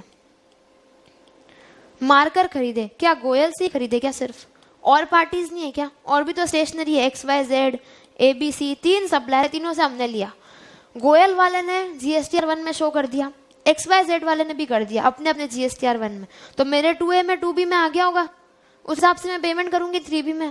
पर ABC वाले ने अपलोड नहीं किया, तो हम गवर्नमेंट को कहते हैं भाई ABC ने अपलोड नहीं किया, इसमें हमारी क्या गलती, हमारा क्यों आईटीसी आप लोग रोक रहे हो।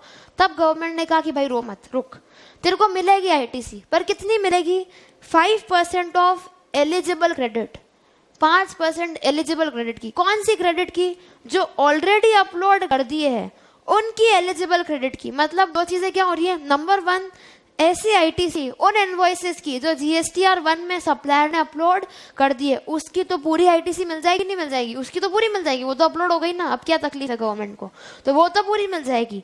पर अगर कोई ऐसी आईटीसी है उन इनवॉइसेस की या डेबिट नोट्स की जो कि सप्लायर ने अपने GSTR 1 या IFF में अपलोड ही नहीं किया, फर्निश ही नहीं की है, तो उसकी मेरे को मिलेगी तो सही, पर कितनी मिलेगी, restricted ITC shall be available, मतलब मैक्सिमम 5% ऑफ एलिजिबल क्रेडिट ही मिलेगी, available in respect of invoices या डेबिट नोट जो कि उसने फर्निश किए उसकी 5% की क्रेडिट ही मिलेगी, उससे ज़्यादा नहीं मिलेगी।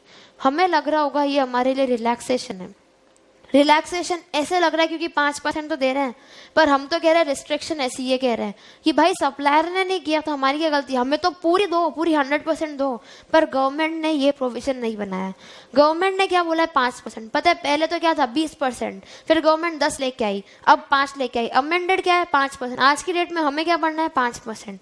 मतलब कितनी मिलेगी, 5% ऑफ एलिजिबल क्रेडिट जो ऑलरेडी अपलोड कर दी है इनवॉइसेस में, किसने, सप्लायर ने, किधर, अपने GSTR 1 में। How will recipient know, recipient को कैसे पता चलेगा कि सप्लायर ने फर्निश किया नहीं किया? ये हमने रिटर्न वाले चैप्टर में भी पढ़ा था कि राइट नाउ तो सब अभी इतना इसमें ये लिखा हुआ, अभी इतना समझ लो, हमने पहले पढ़ लिया था कि जो GSTR 1 में सप्लायर ने अपलोड किया होगा वो हमारे कॉमन पोर्टल ने ऑटो पॉपुलेट किया होगा, किसमें? GSTR 2A 2B में, वो डिटेल्स उधर आ गई होगी, तो रिसिपिएंट को पता तो चलेगा। पर रिसिपिएंट जो बाकी की बैलेंस है, मतलब 5% तो ले ली, जो अपलोड नहीं करी 5% ले ली, पर किसकी 5%? जो अपलोड कर दी उसकी। जो नहीं करी वो कब लेगा? उसकी क्रेडिट कब लेगा? उसकी क्रेडिट तब लेगा जब सप्लायर आगे की डेट में सक्सीडिंग मंथ में जब भी GSTR 1 फाइल करेगा उसमें अपलोड करेगा, तब हम उसकी क्रेडिट ले लेंगे। एग्जाम्पल में समझते हैं। अक्टूबर महीने का महीना था, ए ने क्या किया? 100 इनवॉइसेस कहाँ से लिए? Mr. A receives 100 purchase invoices involving GSTR of 10 lakh from various supplier. A कौन है? रिसिपिएंट है। अलग अलग सप्लायर से उसने परचेज किया कहीं से माल, उसके 100 इनवॉइसेस मिले जिसकी GST कितनी थी? 10 लाख थी। अब हमें क्या निकालना है कि A के GST 3B में कितनी जाएगी, एलिजिबल ITC कितनी होगी? एक एग्जाम्पल समझना, 100 इनवॉइसेस जो उसको मिले, किसको मिले? रिसिपिएंट को। कहाँ से? अलग अलग सप्लायर से। उसमें से 80 invoices involving ITC of 6 lakhs were furnish, मतलब 60 लाख, जो 80 लाख जो इनवॉइसेस थे वो तो सप्लायर ने फर्निश कर दिए, जिसकी ITC टोटल कितनी थी? 6 लाख थी। और बाकी के जो 20 इनवॉइसेस थे वो उसको उन्होंने फर्निश नहीं किए GSTR 1 और IFF में। किसने? सप्लायर ने। सप्लायर ने क्या किया? 100 इनवॉइसेस तो दे दिए मिस्टर ए को, पर उसमें से 80 इनवॉइसेस तो अपने GSTR 1 और IFF में फर्निश कर दिए। बाकी के जो 20 है वो अभी तक फर्निश ही नहीं किए। वो जो 80 इनवॉइसेस है उनकी ITC कितनी है? जो 80 इनवॉइसेस है ना उनकी ITC कितनी है? 6 लाख। और जो 20 इनवॉइसेस है उनकी ITC कितनी है? 4 लाख। अब ये पूछ रहा है मिस्टर ए को कितनी ITC मिलेगी? उस केस में ये 36 फोल्ड लगाते हुए क्या बोला है केस 1 में? 80 इनवॉइसेस जो कि 1 और IFF में अपलोड हो गए हैं, मतलब पूरे अपलोड हो गए हैं, उसकी तो फुल ITC मिल जाएगी, मतलब पूरी ITC 6 लाख की मिल जाएगी ए को। पर जो बाकी के 20 इनवॉइसेस हैं जो कि GSTR 1 या IFF में सप्लायर ने अपलोड नहीं किए, उसके ITC मिलेगी, पर रिस्ट्रिक्टेड। कितनी restricted? 5% of eligible credit of those invoices जो कि अपलोड कर दिए। मतलब कितने अपलोड किए? 6 लाख अपलोड कर दिए। 6 लाख की 5% कितना हुआ? 0.3 लाख ही मिलेगा। मतलब टोटल कितनी मिलेगी? 6.3। मतलब 4 लाख में से सिर्फ और सिर्फ 0.3 लाख ही मिलेगी। जो बाकी की बची हुई 3.7 है वो कब मिलेगी? आगे के महीने में जब GSTR 1 सप्लायर अपलोड करेगा तब हम ले लेंगे। पर अभी आपको कितनी देंगे? 5% ही। 5% भी किसकी? जो अपलोड कर दिया है उसकी 5%। क्या अपलोड कर दिया? 6 लाख। 6 लाख का 5% 0.3, टोटल कितनी मिलेगी? 6.3 लाख। पर एक और इंटरेस्टिंग केस क्या राइज हुआ? 2 सिचुएशन है। सेकंड सिचुएशन क्या बोल रहा है? मान लो 100 इनवॉइसेस में से 85 इनवॉइस तो अपलोड कर दिए, जिसकी ITC कितनी है? 9.7। मतलब 15 इनवॉइसेस बाकी रह गए, GSTR 1 में या IFF में अपलोड नहीं किए सप्लायर ने, उसकी ITC कितनी हुई? 0.3। तब जो टोटल 10 लाख होगा, टोटल 10 लाख की तो इनवॉइसेस थी, उसका क्या हिसाब किताब होगा? सेम ही होगा हिसाब किताब, तो बस केस अलग बनाया हुआ है। वो अलग क्यों बनाया समझते हैं। 85 इनवॉइसेस तो अपलोड कर दिए, उसकी टोटल ITC कितनी थी? 9.7 लाख। क्योंकि ये पूरे अपलोड हो गए हैं तो इनकी तो पूरी ITC मिलेगी नहीं मिलेगी? इसकी तो पूरी ITC मिलेगी। फुल ITC 9.7 लाख की मिल जाएगी। पर जो 15 इनवॉइसेस अपलोड नहीं किए उन केस में मिलेगी तो सही, पर रिस्ट्रिक्टेड हो जाएगी। कितनी? 5% of eligible credit of invoices जो कि अपलोड कर दिए। अपलोड कितने किए? 9.7। 9.7 का 5% निकाले तो 0.485 लाख हो जाता है। पर उन इनवॉइसेस के पर्टेनिंग, यानी उनकी इनवॉइसेस की पर्टेनिंग ITC थी कितनी? 0.3। तो गवर्नमेंट बोली हमें पागल समझा, देंगे तो 0.3। बंद तो आपकी वैसे भी 0.3 रही थी, हम आपको क्यों 0.485 देंगे? तो मैक्सिमम देंगे कितने? 0.3। मतलब इस केस में तो पूरी 10 लाख मिलेगी नहीं मिल जाएगी? पूरी 10 लाख मिलेगी। क्यों मिलेगी? क्योंकि मैथमेटिक्स ऐसी जा रही है। क्या जा रही है कि भाई पहले तो उसने 9.7 अपलोड कर दिया, उसके बाद बची भी 0.3 अपलोड नहीं करी, पर 9.7 का 5% कितना होता है? 0.485। तो गवर्नमेंट बोली मैं कोई बुद्धू तो हूँ नहीं, 0.85 क्यों, 0.485 हम क्यों देंगे? 0.3 देंगे, बनती तो आपकी इतनी थी, ज्यादा क्यों मिलेगी आपको? तो टोटल कितनी मिल जाएगी? 10 लाख। समझ आया क्या? कुछ भी हो पूछ लेना, क्योंकि ये भी इंपॉर्टेंट है, अमेंडमेंट है। क्या बोल रहा है ये वापस बताती हूँ।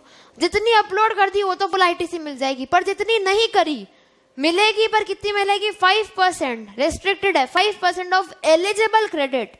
एलिजिबल क्रेडिट का क्या मतलब है आगे समझेंगे, पर अभी क्या है? 5% ऑफ एलिजिबल क्रेडिट। किसकी एलिजिबल क्रेडिट? जो इनवॉइसेस अपलोड हो गए हैं उनका 5%। ठीक है, अब इसमें कुछ और क्लैरिफिकेशंस आई।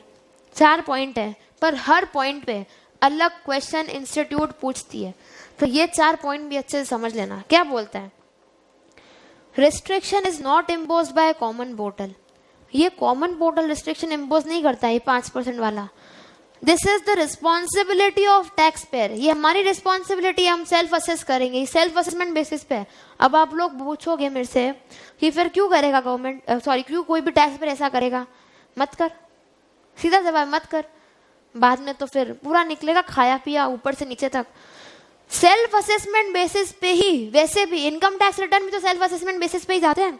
तो रिस्ट्रिक्शन कॉमन पोर्टल इम्पोज नहीं करता है, ये हमारे ऊपर है, हमें ऐसे अवेल करना है। टैक्स पेयर पे रिस्पॉन्सिबिलिटी डाली है गवर्नमेंट ने। सेकेंड क्या रिस्ट्रिक्शन है?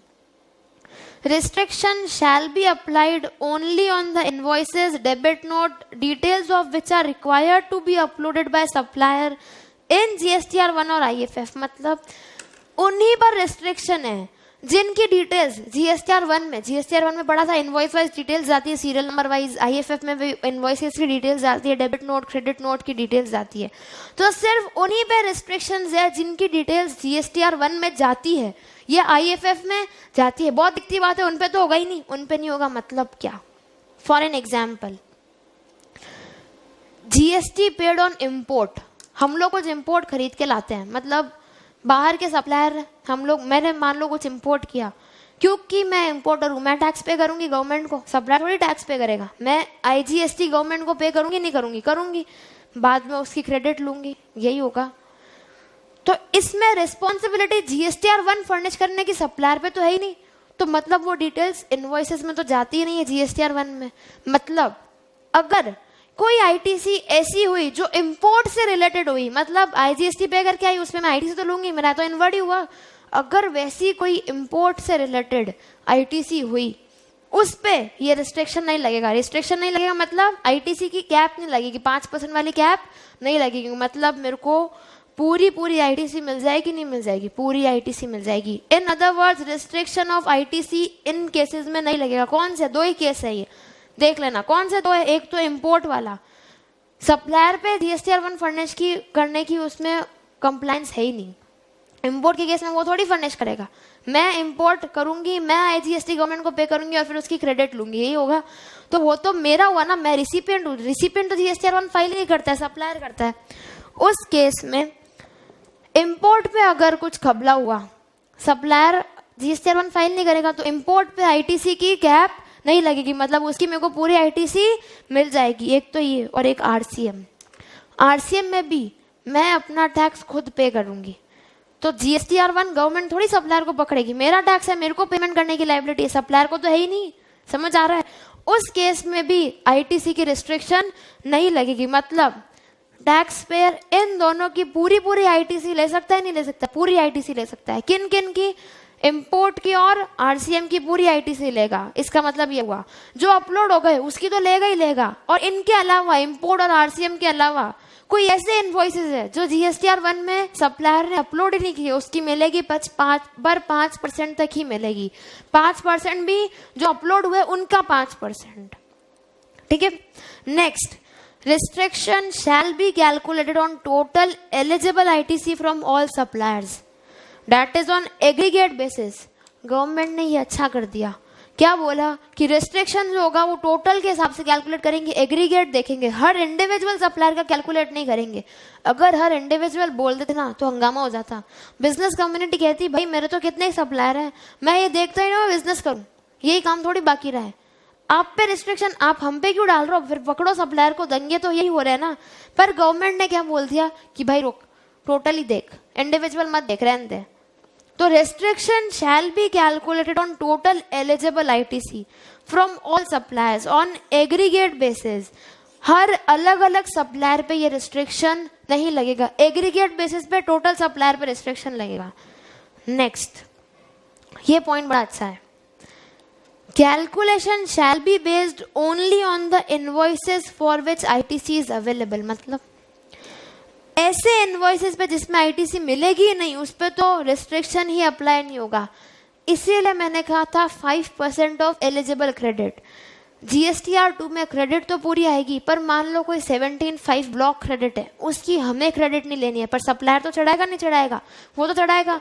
मैंने कहीं से पैसेंजर सर्विसेज ली, 17.5 में ब्लॉक है, अगले ने मेरे से जीएसटी तो लिया होगा, जीएसटी थोड़ी छोड़ेगा, उसने अपने जीएसटीआर में बताया होगा, मेरे 2A में भी आएगा, पर मेरे को नहीं लेनी क्योंकि मेरी ब्लॉक है। यही तो सिस्टम था, हमने यही तो समझा था।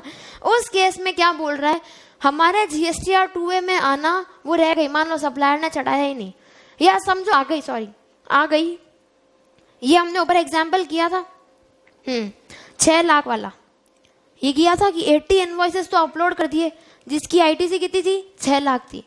6 लाख में से 5 लाख तो एलिजिबल है आईटीसी फॉर एन एग्जाम्पल, और 1 लाख क्या है, 17.5 वाली है, मतलब इनएलिजिबल हो गई। और उसने 20 इनवॉइसेस के पर्टेनिंग जो 4 लाख की वो आईटीसी है, वो तो चढ़ा ही नहीं है अभी तक, तो हमें आईटीसी कितनी मिलेगी, 5 लाख एलिजिबल मिल जाएगी, 1 लाख तो नहीं मिलेगी, पर ये तो 4 लाख की है, इसकी मिलेगी। पर 5% ऑफ व्हाट होगा पता है, 5% ऑफ 5 लाख होगा, 6 लाख नहीं होगा, क्योंकि 6 लाख तो पूरी एलिजिबल ही नहीं थी, उसमें से एलिजिबल कितनी थी, 5 लाख। इसीलिए मैंने कहा था, ऊपर बार बार एलिजिबल क्रेडिट बोल रही थी, 5% ऑफ एलिजिबल क्रेडिट, यानी जो एलिजिबल है, जो इनएलिजिबल है उस पर तो कैलकुलेट ही नहीं करना है। तो ये हमारे फेवर में नहीं है।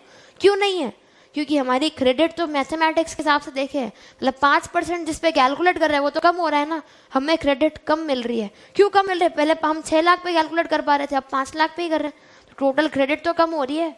तो इसीलिए 5% ऑफ एलिजिबल क्रेडिट, कौन सी एलिजिबल क्रेडिट, जो अपलोड हो गए हैं उनकी में से भी एलिजिबल निकालेंगे और उसका 5% ही करेंगे। समझ आया, उसकी मिलेगी। आरसीएम इंपोर्ट की तो वैसे ही मिलेगी, और जो अपलोड करे वो तो मिलेगी मिलेगी। सप्लायर को ऑल ओवर एग्रीगेट बेसिस पे देखना है, इंडिविजुअल नहीं देखना, और ये सब काम टैक्स पेयर का है, गवर्नमेंट कॉमन पोर्टल किसी का नहीं है। हमें खुद में सेल्फ असेसमेंट के बेसिस पे ये करना है। ठीक है, आगे चलती हूँ।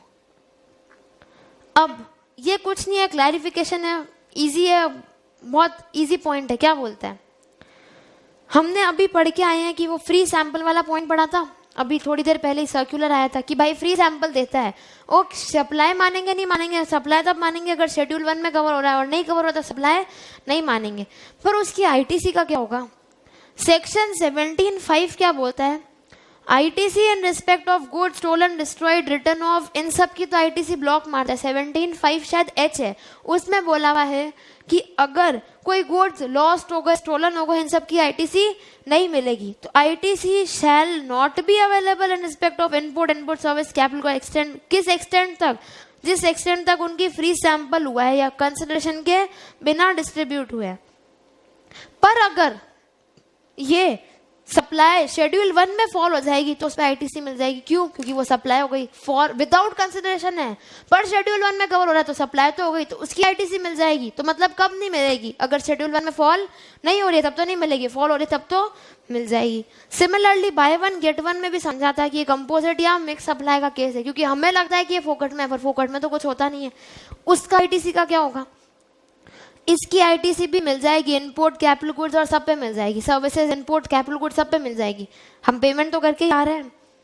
एक और क्या हुआ, बाय मोर सेव मोर ऑफर्स, ये भी कुछ ऑफर चलने लगे।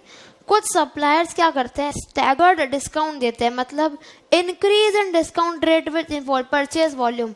2000 पे 10% डिस्काउंट, 4000 पे 20%, 6000 पे 18% डिस्काउंट, 40% डिस्काउंट, ऐसे इंक्रीजिंग, जैसे जैसे परचेज इंक्रीज होगी डिस्काउंट भी इंक्रीज होगा। ऐसे करते हैं नहीं करते हैं, जैसे 10% डिस्काउंट ऑन 5000 के ऊपर की परचेज, 20% ऑन 10,000 के ऊपर की परचेज, 30% डिस्काउंट ऑन 20,000 के ऊपर की परचेजेज।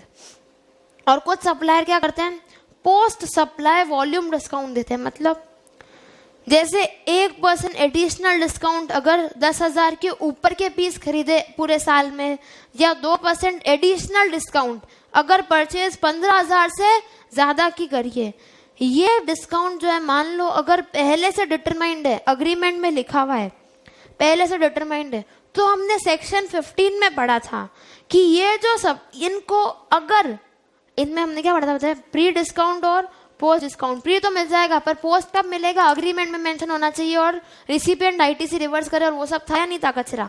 तो इसमें क्या बोल रहा है कि अगर अग्रीमेंट में एस्टैब्लिश्ड है तो इनको वैल्यू ऑफ सप्लाई से एक्सक्लूड कर देंगे, प्रोवाइडेड आईटीसी के रिवर्सल कर दे रिसिपिएंट। सेक्शन 15 में यही तो था कि अगर पोस्ट डिस्काउंट है और एग्रीमेंट में एस्टैब्लिश्ड है तो वैल्यू में से लेस हो जाएगा, प्रोवाइडेड रिसिपिएंट रिवर्सल कर दे आईटीसी की। तो इसमें आईटीसी का क्या बोला, ITC shall be available on input services. इस पर आईटीसी तो मिल जाएगा, कोई दिक्कत नहीं है। पर सेकेंडरी डिस्काउंट और होते हैं, ये क्या होते हैं, पहले से पता नहीं होते हैं सप्लाई करते टाइम, बाद में पता चलता है। जैसे कि मेसर्स ए ने 10,000 पैकेट्स दिए बिस्किट के मेसर्स बी को, जिसकी वैल्यू क्या थी 10 रुपया, पर बाद में ए ने वापस रीवैल्यू कर दिया 9, और एक का जो है क्रेडिट नोट दे दिया। हमने पढ़ा था debit note credit note. Credit note कब देंगे, सेल्स रिटर्न, मतलब लाइबिलिटी रिड्यूस करनी है। डेबिट नोट कब देंगे, लाइबिलिटी इंक्रीज करनी है। तो इसमें ए ने क्या दिया होगा, क्रेडिट नोट दिया होगा। ये पहले से पता नहीं था eight the time of supply, agreement में भी स्टैब्लिश नहीं था, ये थोड़ी स्टैब्लिश होता है, बाद में पता चला। तो इसको वैल्यू से तो एक्सक्लूड नहीं करेंगे, मतलब आईटीसी तो मिलेगी पर इसको वैल्यू से एक्सक्लूड नहीं करेंगे। ऊपर वाले को क्यों करेंगे, क्योंकि टर्म्स ऑफ अग्रीमेंट्स में भी लिखा हुआ है और रिसिपेंट ने भी आईटीसी रिवर्स मारी है, उस केस में वैल्यू से एक्सक्लूड होगा तो आईटीसी तो मिलेगी, पर हमने तो वैल्यू से एक्सक्लूड कर दिया। क्लियर है?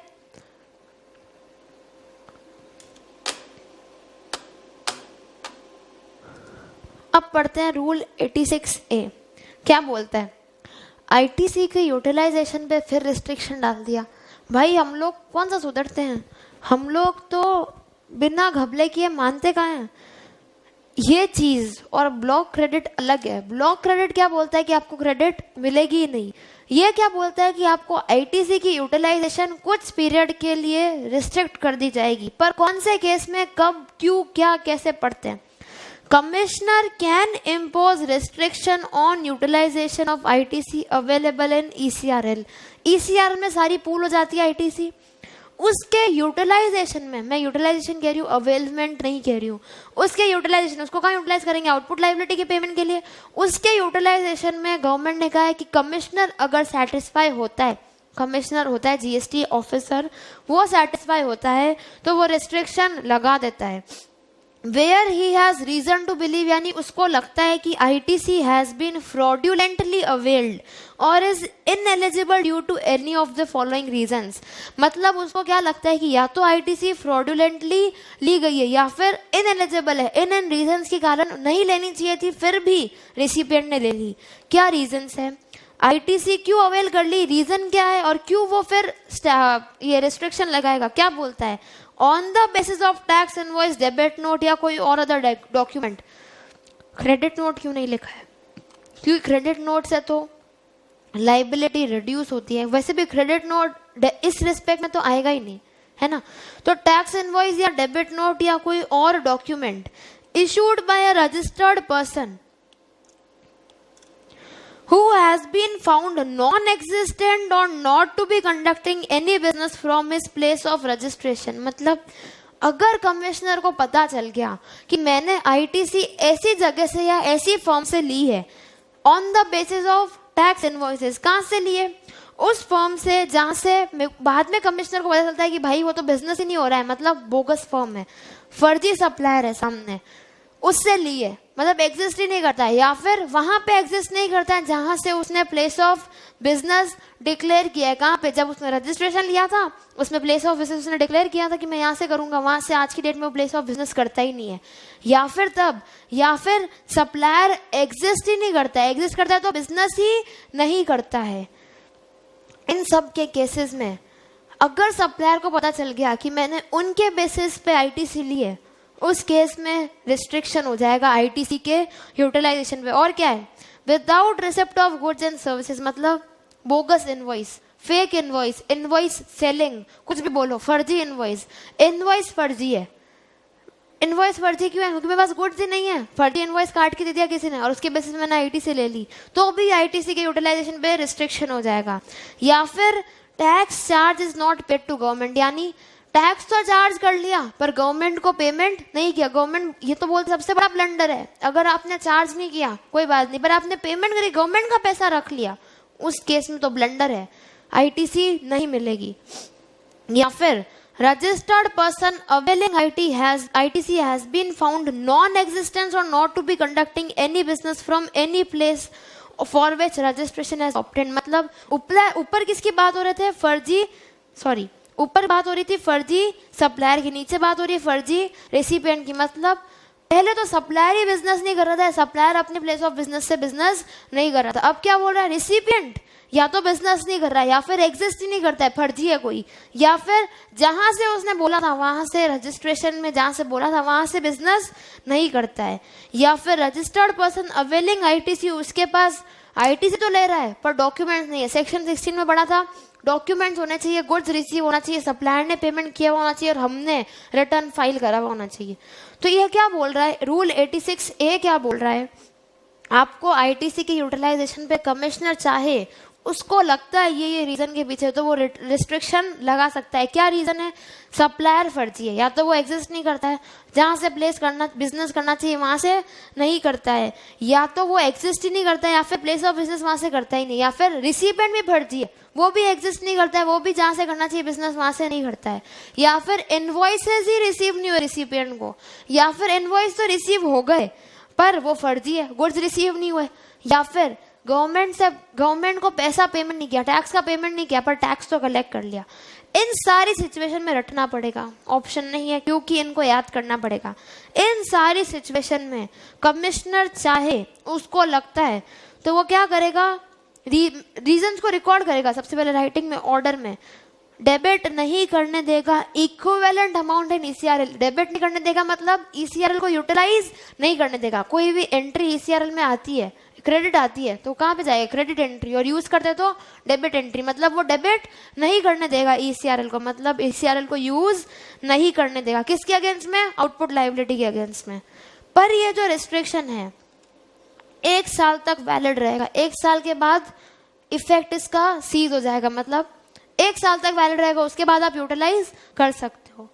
और कमिश्नर चाहे तो इस रेस्ट्रिक्शन को विड्रॉ कर सकता है, अगर वो सेटिस्फाई हो गया तो भाई की भाई गलती हो गई थी, कोई और सप्लायर को पकड़ना था, किसी और में ही चेप दिया उसने गलती से, तो उस केस में कमिश्नर चाहे तो 1 साल से पहले भी ये रिस्ट्रिक्शन विड्रॉ कर सकता है। पर कौन कौन से केसेस में रिस्ट्रिक्शन रहेगा, कौन कौन से सिचुएशन ऐसी होगी? नंबर 1, या तो सप्लायर फर्जी है, एग्जिस्ट नहीं करता है, बिजनेस वहां से नहीं करता है, या फिर रिसिपिएंट फर्जी है, या फिर इनवॉइसेस ही नहीं आए, या फिर इनवॉइस तो आए गुड्स नहीं आए, और या फिर गवर्नमेंट को पैसा टाइमली नहीं गया। 1 साल तक वैलिड रहेगा।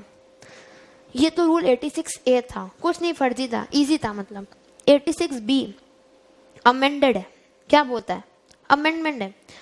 Restriction on use on amount available in ECRL, मतलब ईसीआरएल से पैसा आप यूज तो कर सकते हो पर कितना यूज कर सकते हो उस पर रिस्ट्रिक्शन है। ये नहीं है, ऊपर वाले में तो क्या था, यूज ही नहीं कर सकते, इसमें कह रहा है यूज तो कर सकते हो पर कितना।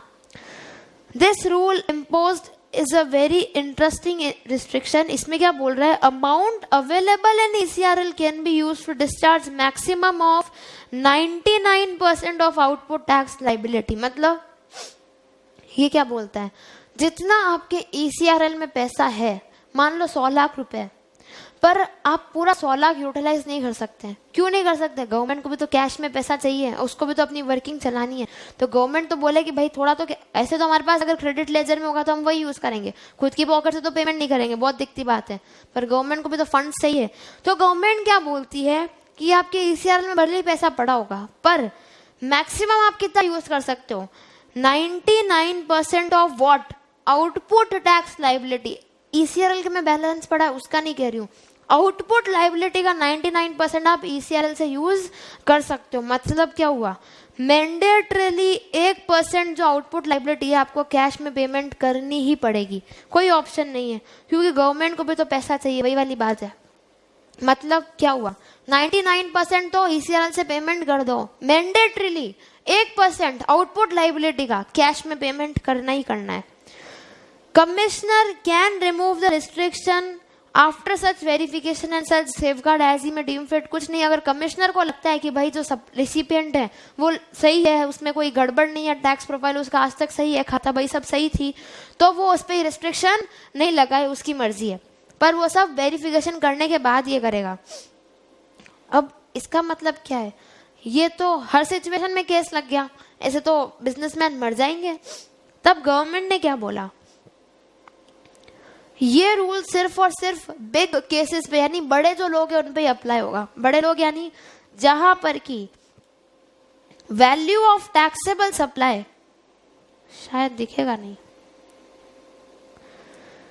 Value of taxable supply other then exempt and zero rate in a month exceeds ₹50 lakh. मतलब क्या बोल रहा है, ये कब लगेगा, जहां पर की value of supply other than zero rate supply and exempt किससे ज्यादा होना चाहिए, 50 लाख से ज्यादा पर मंथ, एक महीने का। एग्जेम्प्ट में क्या आता है, होली एग्जेम्प्ट, नॉन टैक्सेबल, निल रेटेड सब आ गए। मतलब अगर टोटल टैक्सेबल वैल्यू, टैक्सेबल ही हो गया, एग्जेम्प्ट हट गई, जीरो रेट हट गई, निल रेट हट गई, नॉन टैक्सेबल हट गई, ये सब, इनके अलावा कोई और वैल्यू ऑफ सप्लाई 50 लाख से ज्यादा है महीने की, तब ये केस लगेगा। और ये केस लगते ही क्या होगा, आपको जो आउटपुट लायबिलिटी पेमेंट करनी है महीने की, वो 99% ही आप ईसीआरएल से यूज कर सकते हो। 99% ऑफ आउटपुट लायबिलिटी मतलब 1% मैंडेटरीली आउटपुट लायबिलिटी का कैश में डिपॉजिट कराना ही पड़ेगा, कोई ऑप्शन नहीं है। However this rule shall not apply in cases में, ये रूल नहीं अप्लाई होगा। मतलब ये क्या हो गए, ये सारे इसके एक्सेप्शन हो गए। जो क्या बोलता है, अगर ये चीज आप पे लग रही है तो ये रूल नहीं लगेगा। मतलब आप 100% ईसीआरएल से पेमेंट कर सकते हो, नहीं कर सकते हो, कर सकते हो, पर अगर इन रूल में आप सॉरी इन रिस्ट्रिक्शन में आप फॉलो नहीं करते हो तब आप पे ये रूल लगेगा, प्रोवाइडेड आपकी taxable value other than exempt and zero rate 50 lakh से ज्यादा होनी चाहिए इन अ मंथ, और लग गया तो 99% आउटपुट लायबिलिटी का तो ईसीआरएल से कर सकते हो, पर 1% आउटपुट लायबिलिटी का कैश में डिपॉजिट कराना पड़ेगा। अभी एक्सेप्शन क्या बोलता है, वैसे मेजरली हर बड़ा बिजनेसमैन इन एक्सेप्शन में फॉल कर ही सकता है, कर ही जाता है। गवर्नमेंट ने रूल ही ऐसे बनाए। क्या बोलता है, वेयर द रजिस्टर्ड पर्सन यानी खुद मैं या फिर प्रोपराइटर, मैं प्रोपराइटरशिप फॉर्म है तो प्रोपराइटर, करता यानी अगर एचयूएफ है तो उसका करता, या फिर एमडी यानी कंपनी है तो उसका एमडी, या फिर any of its two partners, whole time directors, members of managing committee or of association or board of trustee as the case may be। मतलब चाहे पर्सन खुद, प्रोपराइटर खुद, पार्टनर खुद, होल टाइम मैनेजिंग डायरेक्टर खुद, कर्ता खुद, या फिर कोई और दो पार्टनर, होल टाइम डायरेक्टर जो भी है, मेंबर्स ऑफ मैनेजिंग कमेटी, इन सब ने have paid more than 1 lakh rupees as income tax in each of the last 2 financial year for which time limit of return has expired। मतलब उसने last 2 financial year के जब return file किए होंगे तो उनमें टैक्स कितना पे किया होगा, 1 लाख से ज्यादा का टैक्स पे करा होगा, तब ये रूल अप्लाई नहीं होगा। मतलब 100% आईटीसी यूटिलाइजेशन हो जाएगा। किन किन लोगों ने, कर्ता ने, पार्टनर ने, एमडी ने, ये जो भी होते हैं ना मैनेज करते हैं, होल टाइम डायरेक्टर हो गया या प्रोपराइटर खुद हो गया, ये सब इन लोगों ने लास्ट 2 फाइनेंशियल ईयर के टैक्स 1 लाख से ज्यादा भरे हुए होने चाहिए। या तो ये, या फिर रजिस्टर्ड पर्सन यानी मैं खुद, मेरा बिजनेस है, मैंने खुद, has received a refund of more than 1 lakh in preceding financial year. मतलब रिफंड 2 केस में जीएसटी में मिलते हैं, आईटीसी का रिफंड 2 ही केस में मिलता है। कौन से केस में, जीरो रेट और inverted duty structure. Inverted duty structure मैंने बताया था, जैसे सीए भी एक फनल के जैसी है। कैसे, इनवर्ड रेट ज्यादा है, आउटवर्ड रेट कम है, अंदर तो बहुत घुसते हैं, निकलते कम है। मतलब इनपुट की रेट फॉर एन एग्जाम्पल 12% है, मैं कहीं से परचेज करके आ रही हूँ, 12% जीएसटी पे कर रही हूँ, पर मैं जब बेचती हूँ कोई माल, मेरा आउटपुट में माल 5% ही अट्रैक्ट करता है, इनवर्ड में रेट ज्यादा है 12% है, आउटवर्ड में रेट 5% है, तो 7% है, हर बार मेरा रिफंड उठा सकती हूँ नहीं उठा सकती हूँ, उसका रिफंड उठा सकती हूँ, ज्यादा ही पड़ा रहेगा मेरे बैलेंस में, तो रिफंड दो केस में ही बनता है आईटीसी का, या तो एक्सपोर्ट हुआ या फिर इन्वर्टेड स्ट्रक्चर हुआ। तो रजिस्टर्ड पर्सन ने इन दो केस में रिफंड पिछले फाइनेंशियल ईयर का 1 लाख से ज्यादा का उठाया हुआ है, तब ये रूल अप्लाई नहीं होगा, या तो तब या फिर कब, where registered person has discharge his liability towards output tax through ECL for an amount in excess of 1% of total output liability. Government क्या बोलती है, मैंडेटरीली मिनिमम 1% तो आपको ईसीएल से पेमेंट करना ही है, कैश में पेमेंट करना ही है। अब ये रूल क्या बोलता है, इसका एक्सेप्शन, कि भाई किसी बंदे ने 1% से ज्यादा ईसीएल से पेमेंट कर दिया, मान लो 2% से पेमेंट कर दिया, तब तो ये लगेगा ही नहीं ना रूल, ऑटोमेटिक ही नहीं लगेगा, समझ आ रहा है, तब नहीं लगेगा। या फिर रजिस्टर्ड पर्सन कौन है सामने, गवर्नमेंट है, पीएसयू है, लोकल अथॉरिटी या स्टैट्यूटरी बॉडी है, मतलब 4 जगह ये रूल नहीं लगेगा। कौन से 4, कर्ता हो गया एचयूएफ का, partner, MD, whole time director, इन सब ने लास्ट जो 2 फाइनेंशियल ईयर हैं उनमें इनकम टैक्स 2 लाख से ज्यादा का पेमेंट किया हुआ है, या फिर रजिस्टर्ड पर्सन ने आईटीसी का रिफंड उठाया, 2 केस में उठा सकते हैं, 0 रेट या इन्वर्टेड स्ट्रक्चर, और कितना रिफंड उठाया पिछले फाइनेंशियल ईयर में, पिछले फाइनेंशियल ईयर का रिफंड उठाया वो 1 लाख से ज्यादा का रिफंड उठाया हुआ है, या तो तब, या फिर मैंने कैश में पेमेंट ऑब्वियसली 1% से ज्यादा ही कर दिया, तब तो ये रूल लगेगा ही नहीं ना, वही तो कह रहा है मिनिमम 1% करना है, वो तो मैंने ज्यादा ही कर दिया, तब तो कोई बात ही नहीं हुई, तब तो गवर्नमेंट को कोई दिक्कत ही नहीं है।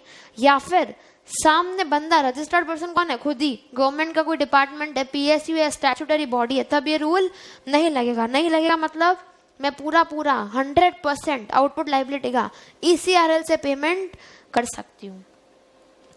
कुछ एग्जाम्पल करते हैं, ये तो उड़ जाएगा आप लोगों के। Total value of interstate supply is ₹100 lakh. Value of supply मैं कह रही हूँ, वैल्यू ऑफ सप्लाई कितनी है, 100 लाख, जिसपे जीएसटी कितना लगेगा, at the rate of 18%, at the rate of 18%। तो आउटपुट लायबिलिटी कितनी हुई मेरी, 18 लाख। क्रेडिट मेरे ईसीआरएल में पड़ी है आईजीएसटी की 20 लाख। अगर ये रूल आता नहीं तो अपन क्या बोलते, बस बल्ले ईसीआरएल से 18 लाख का पेमेंट कर दो, 2 लाख ईसीएल के अभी भी पड़े, कोई बात नहीं, बाद में यूज कर लेंगे, और ईसीएल अभी कोई जरूरत ही नहीं है जमा कराने की। ऐसे सब करने लगे तो गवर्नमेंट के पास कैश में तो कुछ पैसा ही नहीं आएगा। इसीलिए गवर्नमेंट ने ये बोला, क्या बोला, इस केस में क्योंकि एक्सेप्शन फॉल नहीं हो रहा है और माना जा रहा है कि 50 लाख से ज्यादा की वैल्यू है, इसीलिए माना क्या जा रहा है 100 लाख रुपए है, 50 लाख से तो ज्यादा ही हुआ। इस केस में ईसीआरएल में कितना बैलेंस पड़ा है, 20 लाख का बैलेंस पड़ा है, तो मैं 99% ऑफ आउटपुट लायबिलिटी कितनी, 18 लाख, 18 लाख का 99% मतलब 17.82 लाख तो मैं किससे यूज कर सकती हूँ, आईटीसी यानी ईसीआरएल से 17.82 लाख यूज कर सकती हूँ। और जो 1% बचा है आउटपुट लायबिलिटी का कितना हुआ, 18,000, वो मैं कहाँ से पेमेंट करूंगी, ईसीएल से, मतलब 17.82 plus 0.18 makes out to be 18 lakh. 18 lakh का पेमेंट तो गवर्नमेंट पूरा लेगी। क्या बोल रही है, 18 लाख को जो आउटपुट लायबिलिटी उसको पेमेंट करने के 2 तरीके हैं। 2 तरीके क्या, तरीका नहीं मतलब दिस प्लस दिस। ये क्या बोला, 99% तो आपको ईसीआरएल से लेना है, पर 99% किसका, आउटपुट का, और 1% आउटपुट का कहाँ से लेना है, ईसीएल से लेना है। सेकेंड एग्जाम्पल, मेरी आईजीएसटी की आउटपुट लायबिलिटी कितनी है, 18 लाख, सी और एस में कुछ भी नहीं है, और इनपुट क्रेडिट मेरी आईजीएसटी कितनी बड़ी है, 20 लाख। इस केस में मैक्सिमम कितना यूज कर सकते हो, 99% of output liability which is 18 lakh, मतलब 17,82,000, और बाकी का जो 18,000 है वो मेरे को ईसीएल से जमा कराना है। तो नीचे वाला एग्जाम्पल इधर दिया हुआ, इसका फॉर्मेट ऐसा किया हुआ है ताकि आप लोगों को समझ में आए एग्जाम में। चाहो तो एग्जाम में ऐसे भी कर सकते हो, ऊपर वाले से भी कर सकते हो, पर मेरे हिसाब से ये ज्यादा बेटर है क्योंकि हमें खुद समझ में आएगा तब हम एग्जामिनर को बता पाएंगे। नेक्स्ट, ये एग्जाम्पल अच्छे से समझना, ये क्या बोलता है, आउटपुट लाइबिलिटी मेरी आईजीएसटी में 1000 रुपए, सी में 300 और एस में 300। यहाँ पे ऊपर लिख देते हैं अपन आई, सी और एस, ऐसे ही करते हैं, ऊपर आउटवर्ड और इस तरफ आईटीसी। ऊपर लिख दिया आई है 1000, सी है 300 और एस है 300। आईटीसी आईजीएसटी की बन रही है 1300, सी की बन रही है 200, एसजीएसटी की कितनी बन रही है 200। सबसे पहले क्या यूज करेंगे, हमने पढ़ा था सबसे पहले आईजीएसटी की आई में, फिर सी और फिर एस में इन एनी मैनर। सी की सबसे पहले सी में और फिर आई में, एस में नहीं जाएंगे, और उसके बाद हम एस में जाएंगे। एस की सबसे पहले एस में और आई में, सी में नहीं जाएंगे। तो 1300 जो रुपया है वो मेरी आउटवर्ड लाइबिलिटी में से मैं यूज करूंगी आईजीएसटी का। मैंने एक और चीज बताई थी, जो ईसीआरएल बनता है उसमें इतने कॉलम्स होते हैं, ये आईजीएसटी, सीएस, इनमें भी interest, penalty, tax, late fee, other, ऐसे सब बनते नहीं बनते हैं, तो सबका अकाउंट अलग अलग होगा।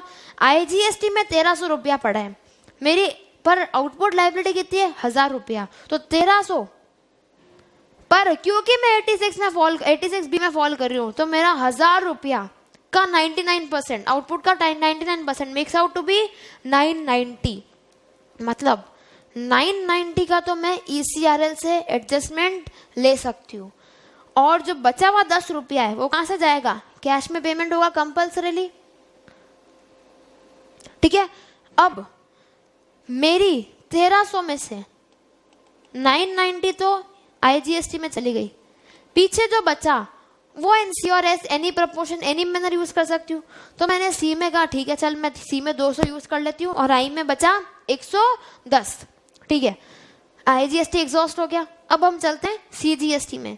सीजीएसटी क्या बोलता है, तेरे पास सीजीएसटी 200 रुपया पड़ा है, पहले का यूज करूंगी मैं सी में, तो 200 रुपया वो तो पड़ा है, पर आउटपुट लाइबिलिटी का 99%, आउटपुट कितनी हुई 300। अब तो 300 ही आउटपुट, तो मेरी 300 का 99% कितना होगा 297। 200 नहीं देखना है 300 देखना है, सॉरी 100 नहीं देखना है 300 देखना है। 100 कहां से आया 300 माइनस 200, वो नहीं देखना है। आउटपुट लाइबिलिटी मैंने डिस्चार्ज थोड़ी करी है, अभी तो मैं यूज कर रही हूँ, तो आउटपुट लाइबिलिटी अभी भी कितनी है 300। 300 का 99% इज 297। 297 तो मैं ईसीआरएल से यूज कर सकती हूँ, पर क्योंकि मैंने 200 आईजीएसटी के ले लेते हैं, तो अब मैं कितना यूज करूंगी, मतलब 97 ही यूज करूंगी। तो बाकी पीछे कितना बचा कैश में 3 रुपया, टोटल आउटपुट तो 300 थी, 3 रुपया कहां से पेमेंट करूंगी, कैश से। सिमिलरली अगर मैं एसजीएसटी में जाऊं, और वैसे भी सी का बचा हुआ पैसा ना ही एस में यूज तो ही नहीं सकता, और आई में तो यूज हो ही नहीं पाएगा, क्योंकि आई तो पूरा एग्जॉस्ट हो चुका है। 103 अनयूटिलाइज्ड आईटीसी पड़ा है, जो कि बाद में यूज आएगा। 103 कहां से आया, 200 माइनस 97। सीजीएसटी के ईसीआरएल से तो मैं 97 ही यूज कर पाई, बाकी तो मैंने पूरा आई के ईसीआरएल से यूज किया था, तो अभी भी 103 सी के सी हेड में पड़ा है, जो कि मैं बाद में यूज करूंगी। सिमिलरली अगर मैं एसजीएसटी में जाती हूँ, तो एसजीएसटी का 200 रुपया पड़ा है, पर मेरी आउटपुट लाइबिलिटी कितनी है 300। 300 का 99% इज 297। एस के ईसीआरएल से मैं कितना यूज कर सकती हूँ, सिर्फ और सिर्फ 297, पर मैंने कितना यूज कर लिया पहले 300 माइनस 110, तो ऑलरेडी डिस्चार्ज कर दिया मैंने। मतलब अब मैं कितना यूज कर सकती हूँ, 297 मैं यूज कर सकती थी, 110 मैंने यूज कर लिया आई से, तो अब मैं 187 यूज कर सकती हूँ। तो टोटल मेरा एसजीएसटी में क्रेडिट लेजर से कितना यूज होगा 297, और बाकी जो बचा हुआ 3 रुपया है वो कहां से यूज होगा, कैश से। समझ आया क्या? तो मतलब मेरी एसजीएसटी की क्रेडिट कितनी आगे कैरी फॉरवर्ड होगी 13 रुपया, टोटल क्रेडिट कितनी फॉलो होगी 116, जिसमें और जो पेमेंट हुआ वो कैसे होगा, आई का 990 तो ईसीआरएल से और 10 रुपया ईसीएल से। सीजीएसटी में ईसीआरएल से कितना हुआ 297, और कैश में कितना हुआ 3 रुपया, और सिमिलरली एस में कितना हुआ 297 और कैश में कितना हुआ 3 रुपया। ऐसे चलेगा पूरा सिस्टम। अब क्या बोलता है 86 भी प्रिस्क्राइब करता है कि अमाउंट अवेलेबल इन ईसीआरएल वो 99% ऑफ आउटपुट से ज्यादा यूज नहीं कर सकते, और वेरियस प्रोविजन सी एस और आई जैसे भी यूटिलाइज होंगे वैसे लगेंगे, मतलब पहले आई फिर सी फिर एस ऐसे। एक और एग्जाम्पल, मिस्टर ए एक रजिस्टर्ड डीलर है, फाइनेंशियल ईयर 21-22 अप टू अगस्त 2021 तक इसकी आउटपुट लाइबिलिटी 30 लाख थी। ठीक है, अगस्त 21 तक इसकी आउटपुट लाइबिलिटी 30 लाख थी। उसने अपने ईसीएल में कह रही हूँ, आरएल में नहीं ईसीएल कैश लेजर में 1 लाख रुपया डिपॉजिट करा दिया। अज्यूम करा है कि इसकी टैक्सेबल सप्लाई वो है 50 लाख से ज़्यादा है, क्या इस पे 86B की कंप्लाइंस लगेगी क्या? हमने पढ़ा था 86B कहाँ नहीं लगता है, या तो 50 लाख से ही ज़्यादा नहीं हो गया तब तो पहले एक्सक्लूड हो जाएगा, पर यहाँ पे बोल रहा है अज्यूम क्या है, तो हम पढ़ेंगे कि क्या वो रिस्ट्रिक्शन में फॉल कर रहा है नहीं कर रहा है। वो जो रिस्ट्रिक्शन जहाँ पे नहीं लगी थी ना कंडीशंस, ये कहाँ नहीं फॉल कर रहा है नहीं कर रहा है। उस केस में क्या 4 कंडीशन थी, वो 2 लाख से ज़्यादा का पिछले साल टैक्स पेमेंट करा हुआ होना चाहिए, करता वर्ता ने, रिफंड 1 लाख से ज़्यादा का उठाया हुआ होना चाहिए, या फिर मैंने ECL में 1% ज़्यादा डिपॉजिट करा हुआ होना चाहिए। 3 तो ये था, और एक और क्या था, हाँ कि सामने रजिस्टर्ड पर्सन कौन है, गवर्नमेंट, लोकल अथॉरिटी और ये सब है, ठीक है।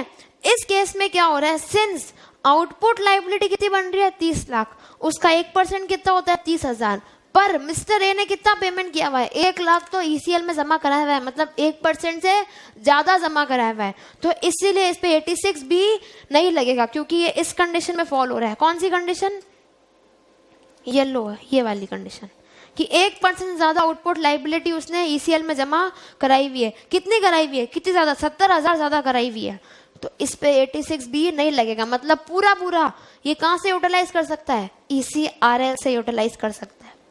इसीलिए 36(4) में कंफ्यूज मत होना, वो तो बोलता है कि अवेलमेंट पे अवेलमेंट पे ITC का रेस्ट्रिक्शन है 5% वाला। 86A क्या बोलता है, यूटिलाइजेशन पे, ऊपर वाला अवेलमेंट पे, ये यूटिलाइजेशन पे, और नीचे वाला ECRL से कितना यूज नहीं कर सकते। सब अलग अलग चीजें हैं। और अभी तो 17(5) तो और अलग है, वो तो ब्लॉक क्रेडिट है, वो तो और अलग है। इन चारों में कंफ्यूज बिल्कुल मत होना, सबका अपना अपना रोल है।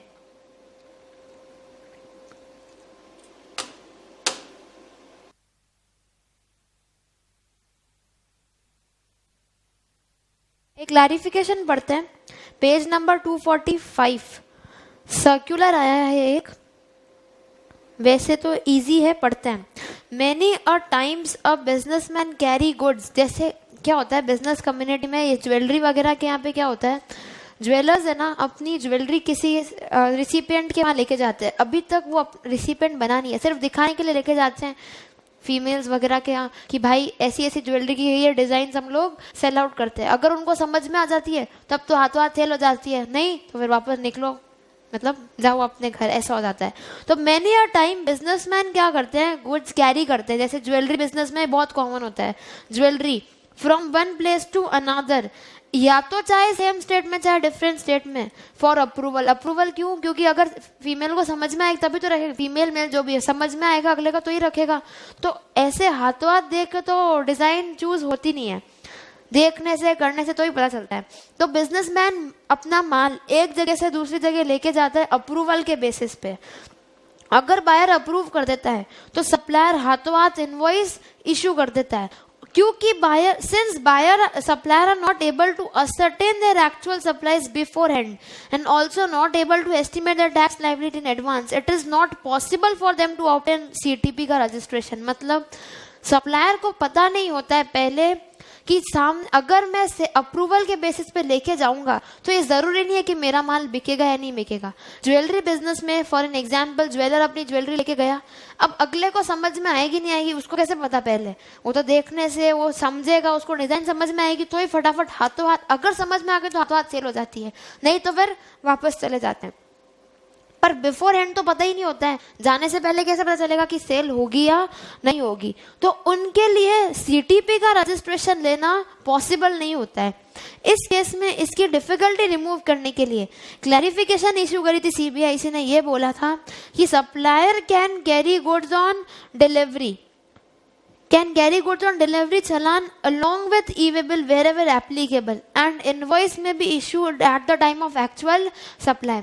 अब क्या हुआ, पहले तो पता चला नहीं तो सप्लाई हुई नहीं, सप्लाई नहीं हुई तो टैक्स इनवॉइस तो इशू होगा नहीं, पर तो क्या इशू होगा, माल के साथ कोई तो डॉक्यूमेंट जाएगा तभी तो वैलिड माना जाएगा, जाना नहीं तो फिर अगर ऑफिसर ने बीच में पकड़ लिया तो गुड्स डिटेन हो जाएंगे।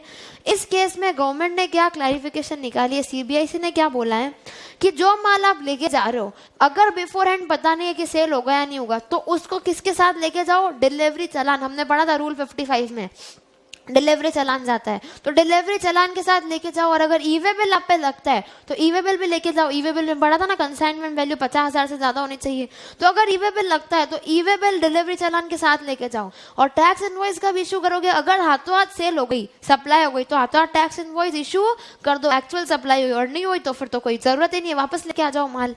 Supplier can carry invoice book with him. तो सप्लायर क्या करेगा, अपने साथ वो जो इनवॉइस बुक है, जो सेल बुक है, वो भी लेके जाएगा कि ताकि वो हाथों हाथ इनवॉइस इशू कर सके। अगर माल बिक गया तो हाथों हाथ इनवॉइस इशू कर देगा।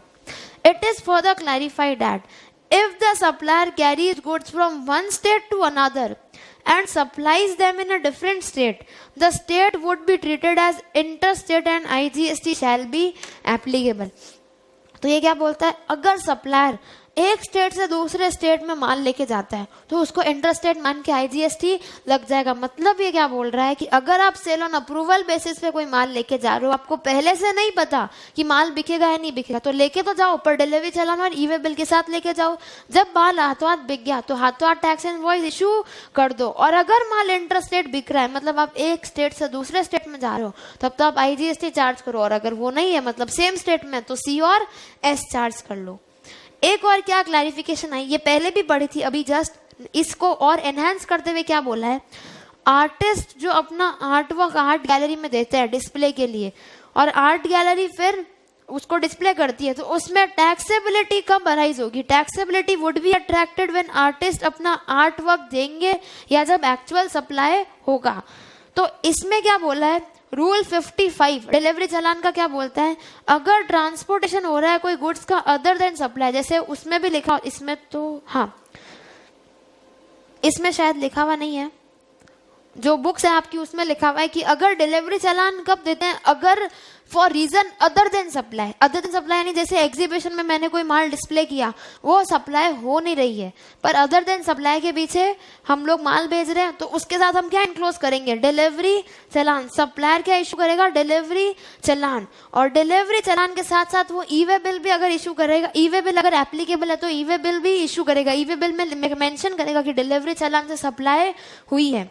और फर्दर क्या बोलता है कि रूल 55 कब it is further prescribed in rule 55 कि अगर गुड्स ट्रांसपोर्टेड हो रहे हैं, are transported for purpose of supplier to recipient, पर tax invoice could not be issued at the time of removal, supplier tax invoice after delivery भी issue कर सकता है। हमने रूल 55 में क्या पढ़ा था, डिलीवरी चालान कब इशू होता है, अगर पहले से पता, अगर सप्लाई के अलावा कोई रीजन से जा रहा है तो डिलीवरी चालान इशू होगा। तो टैक्स इनवॉइस कब इशू होगा, उसमें लिखा हुआ है रूल 55 में, क्या लिखा हुआ है कि सप्लायर बाद में डिलीवरी करने के बाद में भी टैक्स इनवॉइस इशू कर सकता है। तो इसमें क्या हो रहा है, आर्ट गैलरी में सिर्फ और सिर्फ डिस्प्ले के लिए माल जा रहा है, सेल के लिए माल नहीं जा रहा है। तो सप्लायर क्या करेगा, वो माल को डिलीवरी चालान के साथ भेजेगा, ई वे बिल लग रहा है तो उसके साथ भेजेगा, और जब माल बिक गया तब बाद में टैक्स इनवॉइस इशू कर देगा। On the basis of above rule it has been clarified कि आर्टिस्ट अपना माल जो है वो डिलीवरी चालान के बेसिस पे इधर से उधर भेजेगा, एक जगह से दूसरी जगह, ई वे बिल भी साथ में होगा, और टैक्स इनवॉइस एक्चुअल सप्लाई के टाइम में इशू कर देगा। फर्दर क्लैरिफाई क्या किया कि supply of art work by artist to art gallery shall not be treated as supply. क्यों, क्योंकि उसमें कंसिडरेशन नहीं है। ये अभी हमने आज पढ़ा था, कंसिडरेशन नहीं है तो सप्लाई तो माना नहीं जाएगा। तो सप्लाई कब माना जाएगा, जिस समय एक्चुअल सेल हुई उसी हिसाब से जीएसटी लगेगा। मतलब इंटर स्टेट है तो आईजीएसटी, और इंट्रा स्टेट है तो सी और एस। तो ये क्लैरिफिकेशन क्या बोल रही है, ये क्लैरिफिकेशन दो क्लैरिफिकेशन आई। फर्स्ट क्या बोलती है कि अगर सीटीपी का रजिस्ट्रेशन नहीं ले सकते क्योंकि सेल ऑन अप्रूवल के बेसिस में माल जा रहा है, तो आप डिलीवरी चालान और ई वे बिल के थ्रू भेजो, दोनों के साथ भेजो। अगर ई वे बिल लग रहा है तो वो भी भेजो। इनवॉइस कब इशू करेंगे, हाथों हाथ, जिस समय सेल हो गई हाथों हाथ इनवॉइस इशू कर दिया, तो सप्लायर अपने साथ सेल्स बुक भी लेके जाएगा। और नीचे वाली क्लैरिफिकेशन क्या बोल रही है कि भाई आप आर्ट गैलरी से कुछ माल भेज रहे हो, एक जगह से आर्ट गैलरी में माल भेज रहे हो सिर्फ और सिर्फ डिस्प्ले के लिए, फर्दर सेल नहीं हो रही है, वहां से सिर्फ और सिर्फ डिस्प्ले हो रहा है, इसको फर्दर सेल नहीं मानेंगे क्योंकि कंसिडरेशन नहीं है। अगर वहां से आगे फर्दर सेल होती है जब तो टैक्स इनवॉइस तब बनेगा, पर अभी क्या बनेगा, अभी तो डिलीवरी चालान और ई वे बिल बनेगा, अगर ई वे बिल लगता हो तो। और जब बाद में सेल करेंगे, अगर सेल हो गया हमारा माल, तो टैक्स इनवॉइस बनेगा, और टैक्स इनवॉइस पे अगर इंटर स्टेट है तब तो आई लगेगा, और इंट्रा है तो सी और एस लगेगा। ये क्लैरिफिकेशन ये बोलती है।